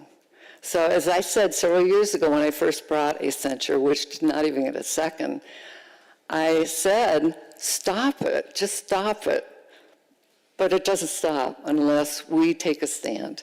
And it looks to me like we're not going to take a stand. So that's my closing argument or rebuttal, and that is we really need to establish a code of conduct. Otherwise, it won't stop. Thank you. Thank you. Madam Clerk, call the roll. Councilmember Marsha Mattson? Yes. Councilmember Patrick Fiore? No. Vice Mayor Mark Meritzer? Yes. Mayor Karen Cunningham? No. Councilmember Steve Cody? No. Item fails. Next one, 11D. Somebody move it? Move. Is there a sec? I heard the second. Vice Mayor, seconded. Madam Clerk, can you read the item? An ordinance of the Mayor and Village Council of the Village of Palmetto Bay, Florida, amending Section 2.51 Charter Revision Commission of the Village Code, requiring the council to forward to the village electors all charter amendments or revisions unaltered as recommended by the Charter Revision Commission, clarifying that the Village Council may submit alternative amendments or revisions, and providing for codification, severability, and an effective date. This ordinance is sponsored by Councilmember Marsha Mattson and is being heard on first reading. Thank you. Public comment? Comments by form? Councilwoman, it's all yours. Okay, this is going to be very short. This is exactly the same language that you all voted for last month as a resolution in order for the Charter Revision Commission to be able to put their revision recommendations directly on the ballot, unaltered. And it also allows for council to place their own revisions on the ballot if, if they disagree with them or any other amendments. So it's exactly the same language that you all voted for, or some majority voted for last month. And what it allows is for this whole debate about whether the Charter Commission has the authority to place issues directly on the ballot, it won't be a debate anymore. It will be in the code. It will be the law. So it's just trying to anticipate problems in the future and eliminating them now, while we all agree that the Charter Commission should be able to do this task. So that's what I have to say. I hope you support this as an ordinance. Thank you. Any comment, any questions, discussion? Councilmember Fiore. Now, you see, Dr. Mattson, this is a good, solid, pragmatic piece of legislation. And if you bring me stuff, I don't know why you're laughing. Well, I'm happy. If you bring me stuff like this, I'm going to support it. I'm not going to support subjective, out there in the cloud items that we have no control over. And I stated as such when I voted for this resolution before. Now, the next Charter Review Committee wouldn't meet till when, to our esteemed city clerk, 2030, something like that, right? 5 years, right? 5 years, that is Okay. correct. Well, it's 2030 in the ranch. Yes, Dr. Mattson, I'm going to wholeheartedly support this. And that's all I have, Madam Mayor. Thank you. Councilmember Cody. Yeah, thank you, Madam Mayor. I'm going to oppose this ordinance. In December, we already adopted a resolution expressly stating that the Charter Review Commission's proposals go to the voters unaltered. That resolution fully resolved the issue for our present charter cycle. There's no confusion, no dispute, no obstruction that requires correction. More fundamentally, this subject is governed by the Charter itself. The Charter creates the Commission. The Charter defines its authority. And the Charter, not the Code, controls how amendments reach the electorate. Codifying Charter obligations into the Code adds no legal force whatsoever. The Code is subordinate to the Charter. It cannot clarify, expand, or constrain the Charter. What concerns me is that this ordinance legislates into the future for a problem that does not exist. The next Charter Review Commission, as was pointed out to by my colleague, does not convene until 2030. Between now and then, there's nothing to implement, nothing to enforce, and nothing to fix. Worse, codifying this language risks creating confusion down the road, particularly if the Charter is later amended and the code language lags behind. Redundant legislation is not harmless. It creates an invitation to misinterpretation and to litigation. We already acted. The Charter already controls, and good governance counsels against codifying what is already settled, already superior law, and already unnecessary. For this reason, I can't support this ordinance. Thank you. Anybody else? Could you? Madam Mayor, it's Yes. 10 o'clock. I can continue, I'm just pointing it out. Yeah, thank you. Okay, go ahead.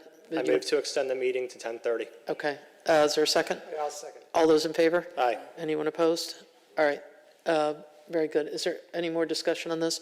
I didn't support the resolution. I'm not supporting this. I support the position of the village attorney. So with that, Madam Clerk, call the roll, please. Oh, do you need to? Yeah. Go ahead. Very quickly. Commissioner, I just want to say that I laughed because I was delighted that you're going to support this. And in terms of this problem has been pervasive. We had mixed precedent. Our attorney came up with a new idea after our previous attorney had told the Revision Commission that they were going to be able to put items directly on the ballot. Our current attorney had a different opinion, and that's why we had to sort it out with the resolution. So this will likely happen in the future. Just want to say that. And this will prevent that from happening, from any kind of question about it. Thank you. Thank you, Madam Clerk. Call the roll. Councilmember Marsha Mattson? Yes. Mayor Karen Cunningham? No. Councilmember Patrick Fiore? Yes. Councilmember Steve Cody? No. Vice Mayor Mark Meritzer? Yes. All right, the item passes 3-2. Madam Mayor, may I make a motion, please? Yes, go ahead. I'd like to add to the consent agenda items 14C, One moment.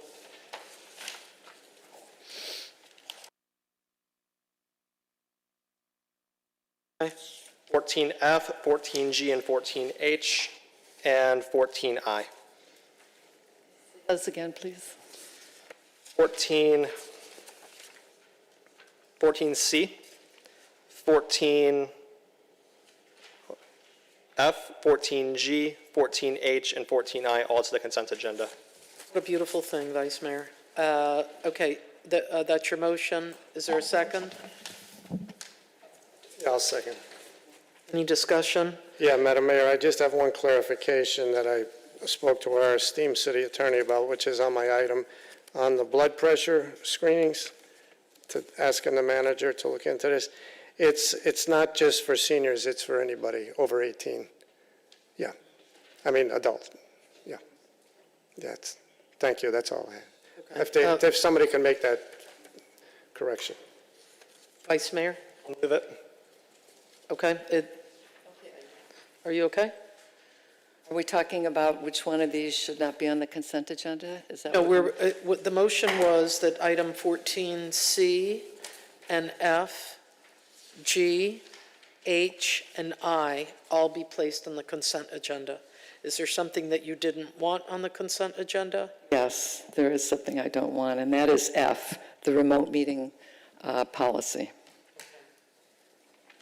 I'll amend my motion to exclude F then, so that we can discuss it. Okay, so now the amended motion, Madam Clerk, is C, G, H, and I. Okay? All right, although, Very quickly. Yes. Just to the commissioner as well, I just wanted to make one quick comment about the item. At Publix and CVS, they have these really cool machines where they're called Higgies. And there's machines, it could be Higgy, or it can be another machine that it essentially takes your vitals, your blood pressure, your weight, and the other things.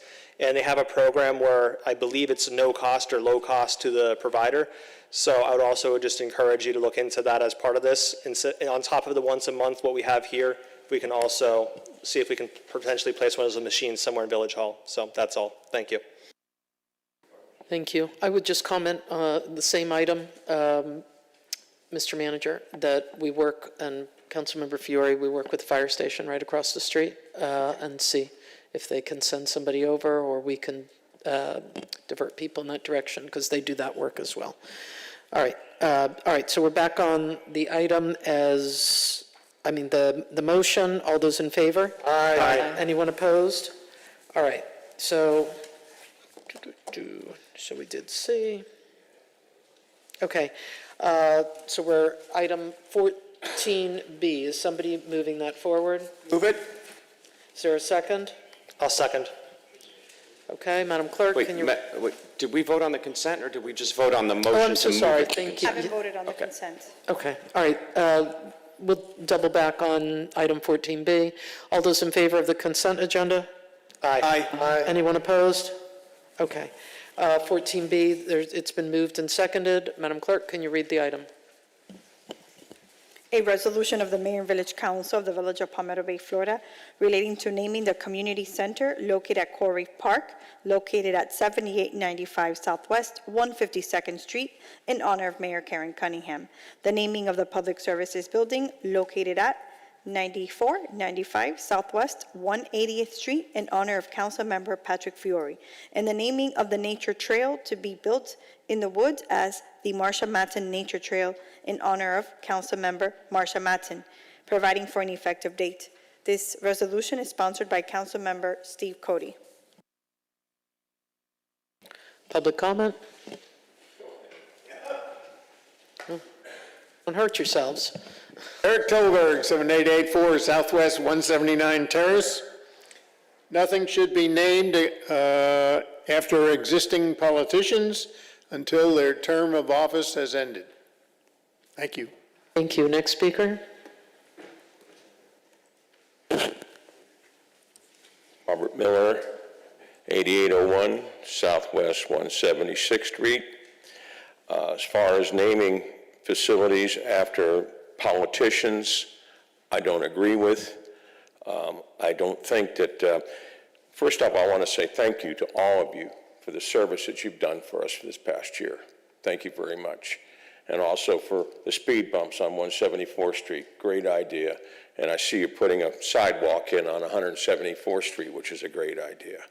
Anyways, I just wanted to get that out. But I appreciate everything you've done, but I really don't think you warrant the fact that you should be named on a building. You've got Coral Reef Park. It's Coral Reef Park Community Center. You've got the woods. That's what they are. They're the woods. They're not Marsha Matson's woods. They're the woods. And same thing with, I don't know, whatever that one Fiere's going to be on. So that is my opinion. Of course, I have lots of opinions, but I congratulate you on rescinding your wanting to be named after the path. So that's what my opinion is, and I sure hope you guys agree with me because I just don't think it's a great idea. Thank you.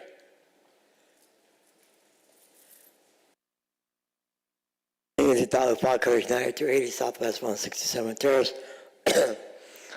Palmetto Bay. I truly believe that having an amazing administration as we have in Palmetto Bay, and we don't have that often in life or in politics, as I believe that whether I agree with or not naming things doesn't really matter. It's matter to recognize the service that Mayor, Councilman Fiore, and Councilman Madison provided to this village for the last 8 years. They should be recognized, and that's one way to recognize somebody, by naming something after them, so people remember what an amazing administration that we had for 8 years. Thank you. Thank you. Madam Clerk, are there comments by form? 4 comments were submitted by form for item 14B. Linda Miller, 8801 Southwest 176 Terrace. I am opposed to the naming of buildings and park trailers or any structures after any council member. These council members and the mayor have been doing the job they were elected to do. Some council members are highly regarded, where some are not in high esteem, in my opinion. I am very sad that this resolution is even considered, since it is sponsored by council member Steve Cody. Pamela Gorman, 140 Southwest 72nd Avenue. Naming rights for a community center costing taxpayers $5 million should only be considered if a donor provides at least a $2 million contribution to the village to offset any costs. That's how naming rights are done, not a giveaway, and strongly oppose. In addition, naming a maintenance building and a non-existing path in the woods is insulting to the sitting council members. I oppose this entire resolution. Kelly Willis, 8460 Southwest 180th Street. I am opposed to item 14B. Eric Tolberg, 7884 Southwest 179 Terrace. Nothing should be named after existing politicians until their terms of office has ended. Thank you. You're welcome. Thank you. Councilmember Cody. Thank you, Madam Mayor. This resolution is about something simple and something lasting. How a young village chooses to recognize the people who helped create it, build it, sustain it, and keep it functioning over time. First, Councilmember Marsha Matson. Now,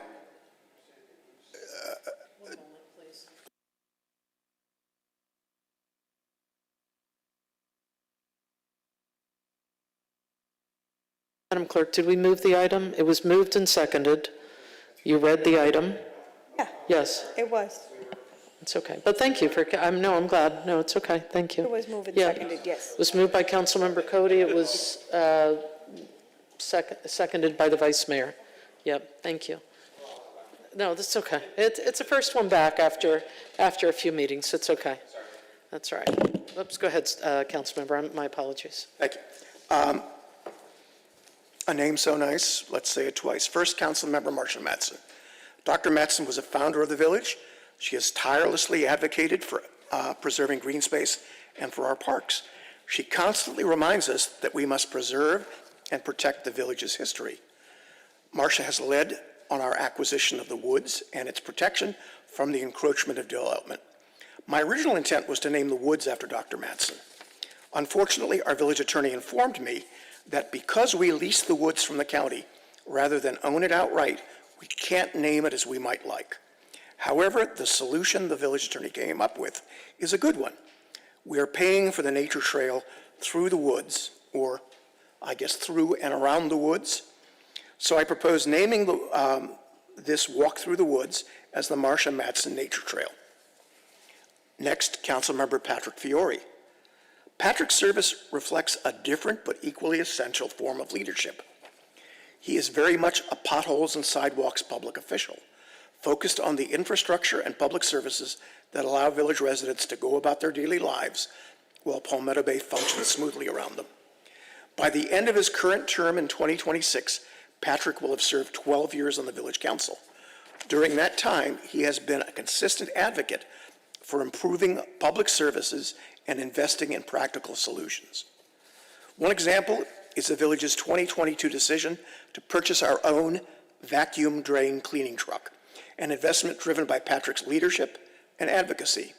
That decision reduced the risk of flooding, improved the village's community rating, and resulted in substantial savings for residents through lower flood insurance premiums. On so many projects, Patrick, after listening, studying the numbers, and weighing the long-term value to our residents, usually provided the critical vote that moved that important project from just an idea into a reality. Naming the Public Services Building in Councilmember Fiore's honor recognizes a 12-year record of steady, results-oriented leadership. Finally, Mayor Karen Cunningham. By December of this year, Karen will complete 12 consecutive uninterrupted years on this council, 4 as a council member and 8 as mayor. 12 years of showing up, listening, problem solving, and finding common ground. 12 years of educational advocacy, park improvements, police protection, environmental stewardship, and steady leadership through hurricanes, a pandemic, and civic challenges. No one in Palmetto Bay has accomplishments that match Karen's. This naming isn't political, it's descriptive. A community center such as this should be named for a community leader, and in our case, a community-centered leader. In her 12 years in office, Karen Cunningham has spearheaded many initiatives focused on residents and quality of life in Palmetto Bay. Here are just a few of them.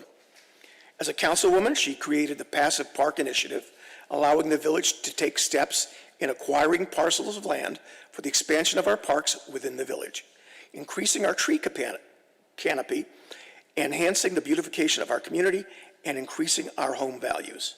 She pushed the iBus Park and Ride, which established the first of its kind pilot program to transport commuters to the county's Metrorail system on the busway as a way of reducing vehicular traffic and our carbon footprint. Karen understands that a leader doesn't just speak. She knows that it requires listening. Mayor Cunningham has been actively involved with local organizations such as Christ Fellowship, Feeding South Florida, Be Strong, and has served as the vice president and a board member of the Melissa Institute for Violence Prevention and Treatment. She has served on the advisory board of Common Threads, the Yeager Foundation, the Salvation Army Adult Rehabilitation Center Board, Community Health of South Florida Capital Fund Advisory Board, the Palmetto Bay Business Association, Friends of Chapman Field Board, and the Edge Helps Foundation. In March 2023, she was inducted into the Palmetto Senior High Hall of Fame alongside fellow inductee United States Supreme Court Justice Ketanji Brown Jackson. As further proof of her leadership, she served as the president of the Miami-Dade County League of Cities in 2024 through 2025, and she presently serves on the board of directors of the Florida League of Cities. I don't know of anyone else in Palmetto Bay who deserves this honor more. This facility will be a hub of daily civic life, and it is the right place to acknowledge Karen's 12 years of steady, unbroken, people-focused service. This is not about who is or was the loudest in terms of any of the three of you. It's about who has been there every year, listening and leading with presence, with consistency, and with kind hearts. This is why I'm proposing naming the community center after Mayor Cunningham, our Public Services Building after Patrick Fiore, and our nature trail in the woods after Marcia Matson.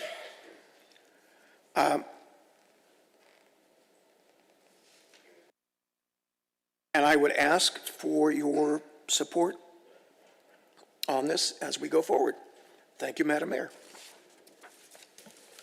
Okay, I think there's going to be less questions and more comments, but are there questions for the council member?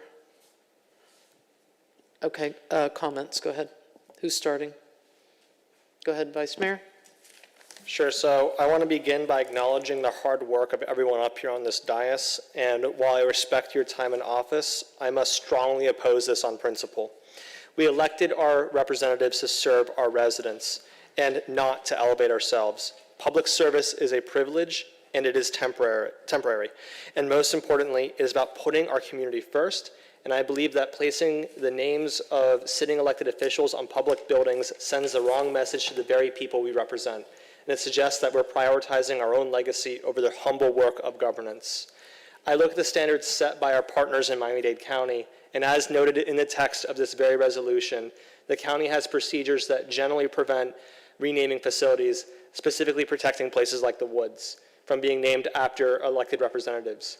And I think there's wisdom in that rule. The highest standard for naming public places is usually posthumous, or at the very least reserved for those who have long concluded their service. This ensures that the honor stands the test of time, is not influenced by the politics of the moment. By naming these facilities after ourselves while we are still sitting in these seats and voting on this matter, we are bypassing the necessary passage of time. I have to ask this difficult question tonight. Is this really the best use of our time and focus? Our residents are worried about traffic congestion. They're concerned about overdevelopment that will change the character of our neighborhood. And they're also concerned about the high quality municipal services that they have paid for. When we look at this agenda, they should see us fighting for them, instead of bringing items of patting ourselves on the back. Passing this resolution feels self-serving, and frankly, it is a distraction from the real work that we have to do.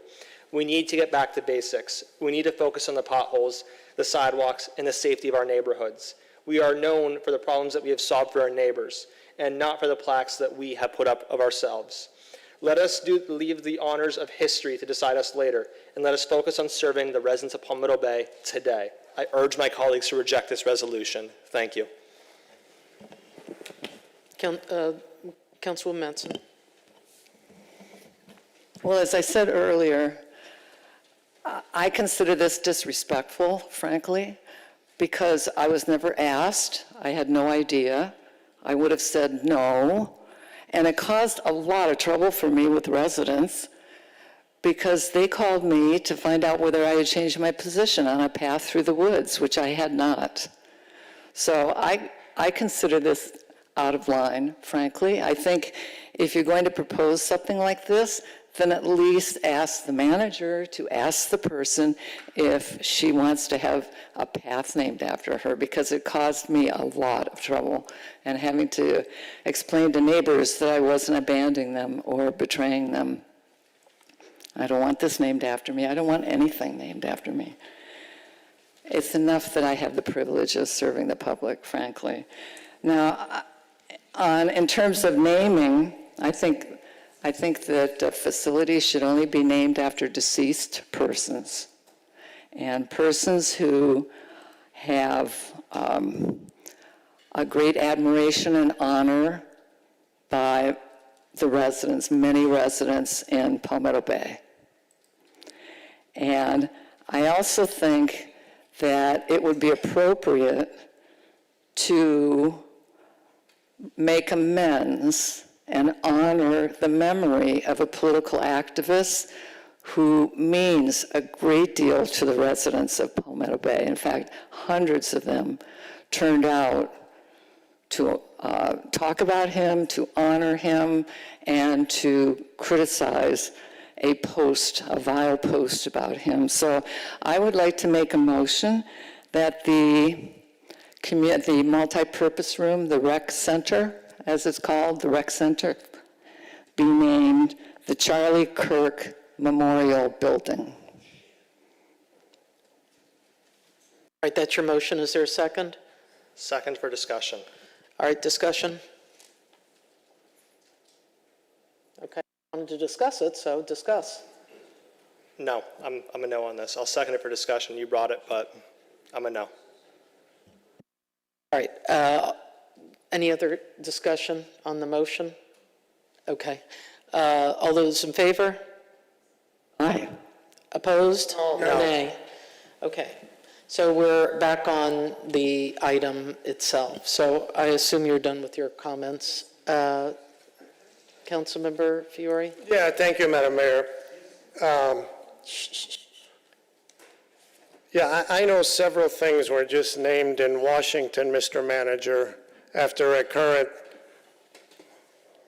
politician, but I'll let that go. I want to, thank you for those words of my service, Mr. Cody. That was very nice of you to say that.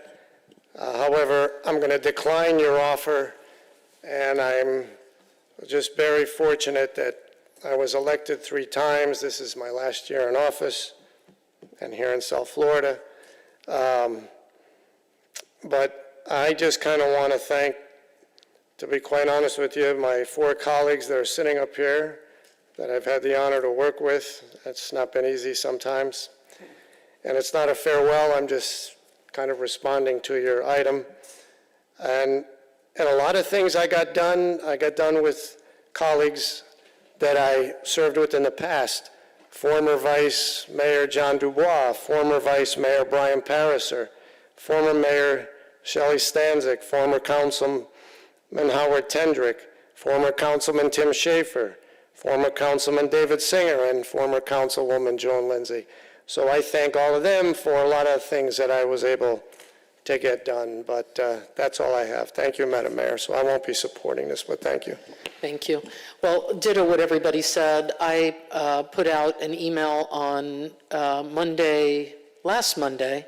I learned of the item 2 different ways. One, as mayor, I do an agenda review. I was having a conversation with the manager, learned of the item.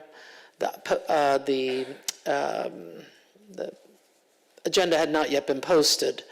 It was my prayer and hope that that item would just come off of the agenda prior to posting, but that wasn't the case. Then someone shared with me an article from the Miami community newspapers written by, I suppose, Grant Miller. His name is the name that was with it, and in support of this. Listen, pretty much everything my colleagues have said. I've served on council for 11 years and 2 months, I think that's right. I think I've got 10 months left. It truly has been an honor and a privilege. What I value most is the trust that the residents have put in. I'm speaking just for myself, but I know for many of my colleagues as well, and like Councilmember Fiore and Councilwoman Mattson, I've served with other council members that are no longer on council, not deceased, just no longer on council. I want to say that I was, in some ways, I'm humbled to have my name, and then in other ways, I'm appalled to have my name, because tonight we really had a really good example of somebody that is so deserving of recognition in this way, and I know is probably, I'm worried about now that I've mentioned it, because in some ways is probably just not happy that we are putting his name on a street sign. Greg was a really great example of 50 years of just being an amazing human and service, not only to Palmetto Bay, but to that which he valued most, which was public education. And, frankly, I was a little bit worried when I heard about this item, that it would take away from Greg's item, which I'm so glad that it didn't. The greatest joy I have had is working with this particular manager. I thank you, this charter team, and I'll throw John De La Gloria in there as well, because we served quite a long time together. Anyway, I'm just really appreciative to the residents of the Village of Palmetto Bay.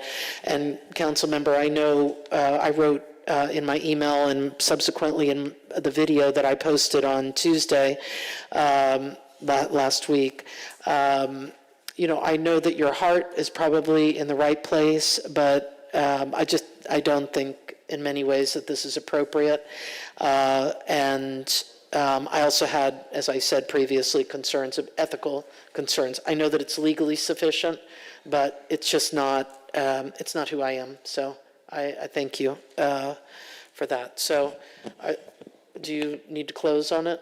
Yeah. Just Okay, go ahead. very quickly. Well, first, with regard to Patrick's comment about things being named in Washington, I do want to note for the record that none of the three of you have instituted insurrection against the United States. So that's a reason for doing this.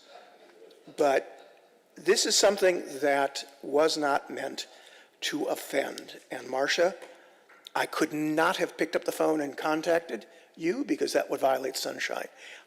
Could not have used the manager as a conduit to ask if you wanted this done because that would also violate sunshine. So I had to try to decide whether it would be an appropriate thing in light of the service. And you and I, God knows, have had disagreements on this dais practically since the time I joined it. But know that there has never been a moment when I have held you in disrespect. We disagree. And as politicians, we're allowed to do that. And you taught political science for 22 years at University of Miami, and I know that you never once told your students that politicians are not allowed to disagree with one another. This came from a position of knowing that the terms that you all are serving are running out. And it became a question of, to quote Jesse Jackson, if not now, when? And I thought this was the when. So I understand that this is not going to pass, but I would like a vote on it anyway, and I'm not going to withdraw it, so. Thank you. Before we vote on that, could I get someone to make a motion to extend with this one item F? Could someone extend for 10 minutes? Move it. Second. It's been moved, seconded. All those in favor? Aye. Anyone opposed? Okay. All right, thank you. Madam Clerk, can you just call the roll on the item? Thank you. Councilmember Steve Cody, Yes. Councilmember Patrick Fiore, No. Mayor Karen Cunningham, No. Councilmember Marcia Matten, No. Vice Mayor Mark Meritzer. No. All right, the item fails 4-1. Moving on, we are on the final resolution. It is 14F. Would somebody move it? Move it. Second. Okay, it's been moved and seconded. Madam Clerk, can you please read the item? A resolution of the Mayor and Village Council of the Village of Palmetto Bay, Florida, establishing a remote meeting attendance policy for Village Council meetings and meetings of the local planning agency and village boards and committees and providing for an effective date. This resolution is sponsored by Village Attorney John Quick. Public comment? Madam Clerk, are there any comments by form? No? Okay, here we go. We've got one comment. Karen by 7380 Southwest 141st Terrace. I'm actually going to comment on 14C because this was an appropriately publicly noticed agenda, open for public comment. I was denied that right. I was here to comment on 14C as a healthcare worker. There's just one thing. I'm not against blood pressure monitoring for our individuals. However, it's free at every fire station 7 days a week. Number one. And secondly, just the wording in the current climate that we are today, this specifically uses the word resident. A couple of months ago, there was extensive discussion over a resolution about giving money back to our residents regarding reimbursement for veterinary services of the word resident. I would encourage that the word resident be removed, and if anybody who wants to come to Village Hall for blood pressure monitoring, they're able to do so, and that our doors are open for that. But I think, how do you establish residency? How do you use that word resident? So anybody should be able to come and get a free blood pressure screening. That's it. Thank you so much for your time. Thank you. Okay. Mr. Quick, Mr. Attorney. Yep, this came about, as you guys all might recall, at the December meeting. I was asked to prepare a remote attendance policy and bring it back to at today's meeting. That's what this attempts to do. I have not spoken with any council members about this, so I don't have any of the input from any of the 5 of you. What I did is I took the input that was all publicly stated at the December meeting, and as well as some of my best practices that I've utilized through the years, and try to put this into a fairly simple, straightforward remote attendance policy. The highlights are it's for extenuating circumstances only, not just, you decided on a whim you wanted to go to Disney. This is, you're ill, you're in the hospital, something like that. It limits it on a first-come, first-served basis, so that no more than one council member is attending remotely. As you all might recall, for quorum purposes, we do need to have a minimum of 3 people present in order to have any sort of meeting. So notwithstanding if somebody's attending remotely, we still need to have 3 physically present. It also makes it so that there's no more than 2 per calendar year. Again, we didn't discuss that. That was just me coming up with a number, trying to ensure, because I know that you all had mentioned you don't want it to get abused, and I just thought that was a decent number, but I haven't had the opportunity to speak with you all on that yet. Then as it goes to, you have to be visible in the video. We want to make sure that you are part of the meeting, and part of the way to be part of the meeting is that you're actually visible. We can see you, you can see us. No participation in the quasi-judicial items, no participation or vote, I should say. And if it happens to be either the mayor or the vice mayor, you would not chair any portion of the meeting if you're attending remotely. So you would have to pass the gavel for that purpose. And obviously, it would not apply to the cow. The cow is all remote, so there's a footnote about that. And this does not apply to boards, commissions, or committees. They would still need to attend in person. Thank you. Councilwoman. Yes, I think that we, as council people, need to be in attendance. And a lot of my concern about this has to do with residents seeing us work, having the opportunity to interact with us before and after meetings, coming to the podium and speaking to us face to face. There's a certain amount of public confidence that we have to maintain. I think that it's very difficult right now. I've heard a lot of complaints, but being here in person is an essential part of the job unless you're sick, you're hospitalized, or there's some kind of emergency. Traveling, it's not an excuse. I mean, I travel, but I always schedule around council meetings because this is my job. Or family babysitting. No, when you run for this job and you have small children, you have to account for that. This is a very responsible job, and in my opinion, you should be here in person to do it.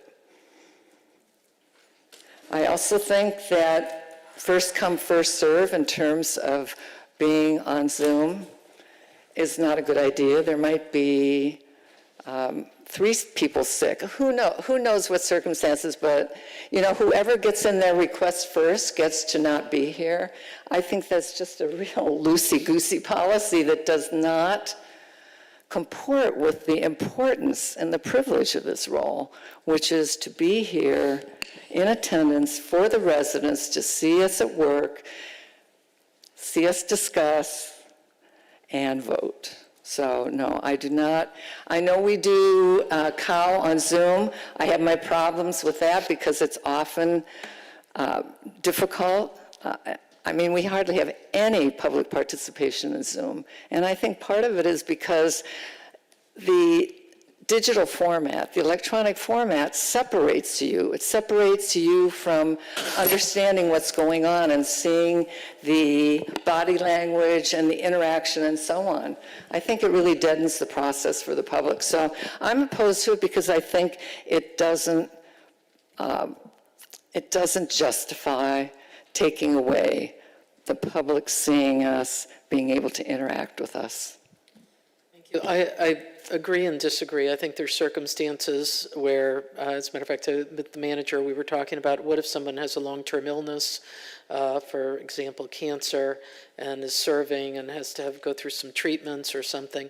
But my suggestion, Mr. Attorney, I don't know what my colleagues would think, and thank you for listening and then saying, okay, let me put together an item, but maybe we withdraw the item, and then you meet with each one of us to see what input we want to give for the item. That was just my thought. I don't know what others are thinking. Vice Mayor? Yeah, I was actually the one who requested the attorney draft the item, so thank you for drafting and bringing it to us. The main thing that I'm focused on is that there are extenuating circumstances, and by definition, they're extenuating, which means they're completely unplanned and things come up. As the mayor said, there could be someone with a cancer issue or long-term health problem that prevents someone from attending physically for whatever reason. The only thing I disagree with in this item is that we have a limit as to the number of council members. I think you mentioned the quorum is 3. My preference is we set that so that no more than 2 council members can be remote instead of the 1 that you have here. And then the second thing as well is that we don't have that limit on more than twice per calendar year, and that we also have included in the minutes the statement of reason as to why that person has an extenuating circumstance. If the public has a problem with someone attending remotely, it's going to be very clear as to the reasons, and they're welcome to defend themselves in the public sphere of debate as to why they had to attend remotely. So that's my preference, and if those 2 are taken out, I'll support it tonight. So I'd actually move that motion to take those 2 things out and make those changes. What are the 2 motions, one more time? The first one is to set it so that 2 people can be absent instead of 1, and the other part of it is to remove the cap of no more than twice per calendar year. I'm probably... And then also to include the statement that the reason for attending remotely be included in the minutes, correct? Correct. And just for clarification as well, if someone is abusing this, for example, the council can just take a vote to rescind this policy, correct? Yes. Okay, just want to put that on record. Thank you. We need to extend the meeting if we're going to continue the discussion. Move to extend by 2 minutes to 10:42. Second. All those in favor? Aye. Anyone opposed? All right. Councilmember Cody, you got anything? Councilmember Fiore? No,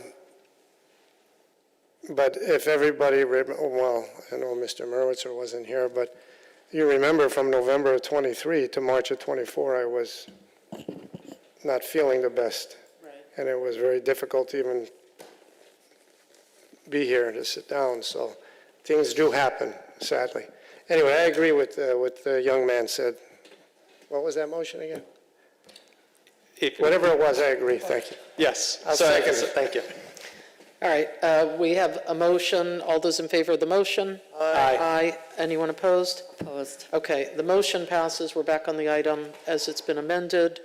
Again, I am not going to support it this evening, so for whatever that's worth. I would like to have more discussion on it and be able to sit one-on-one.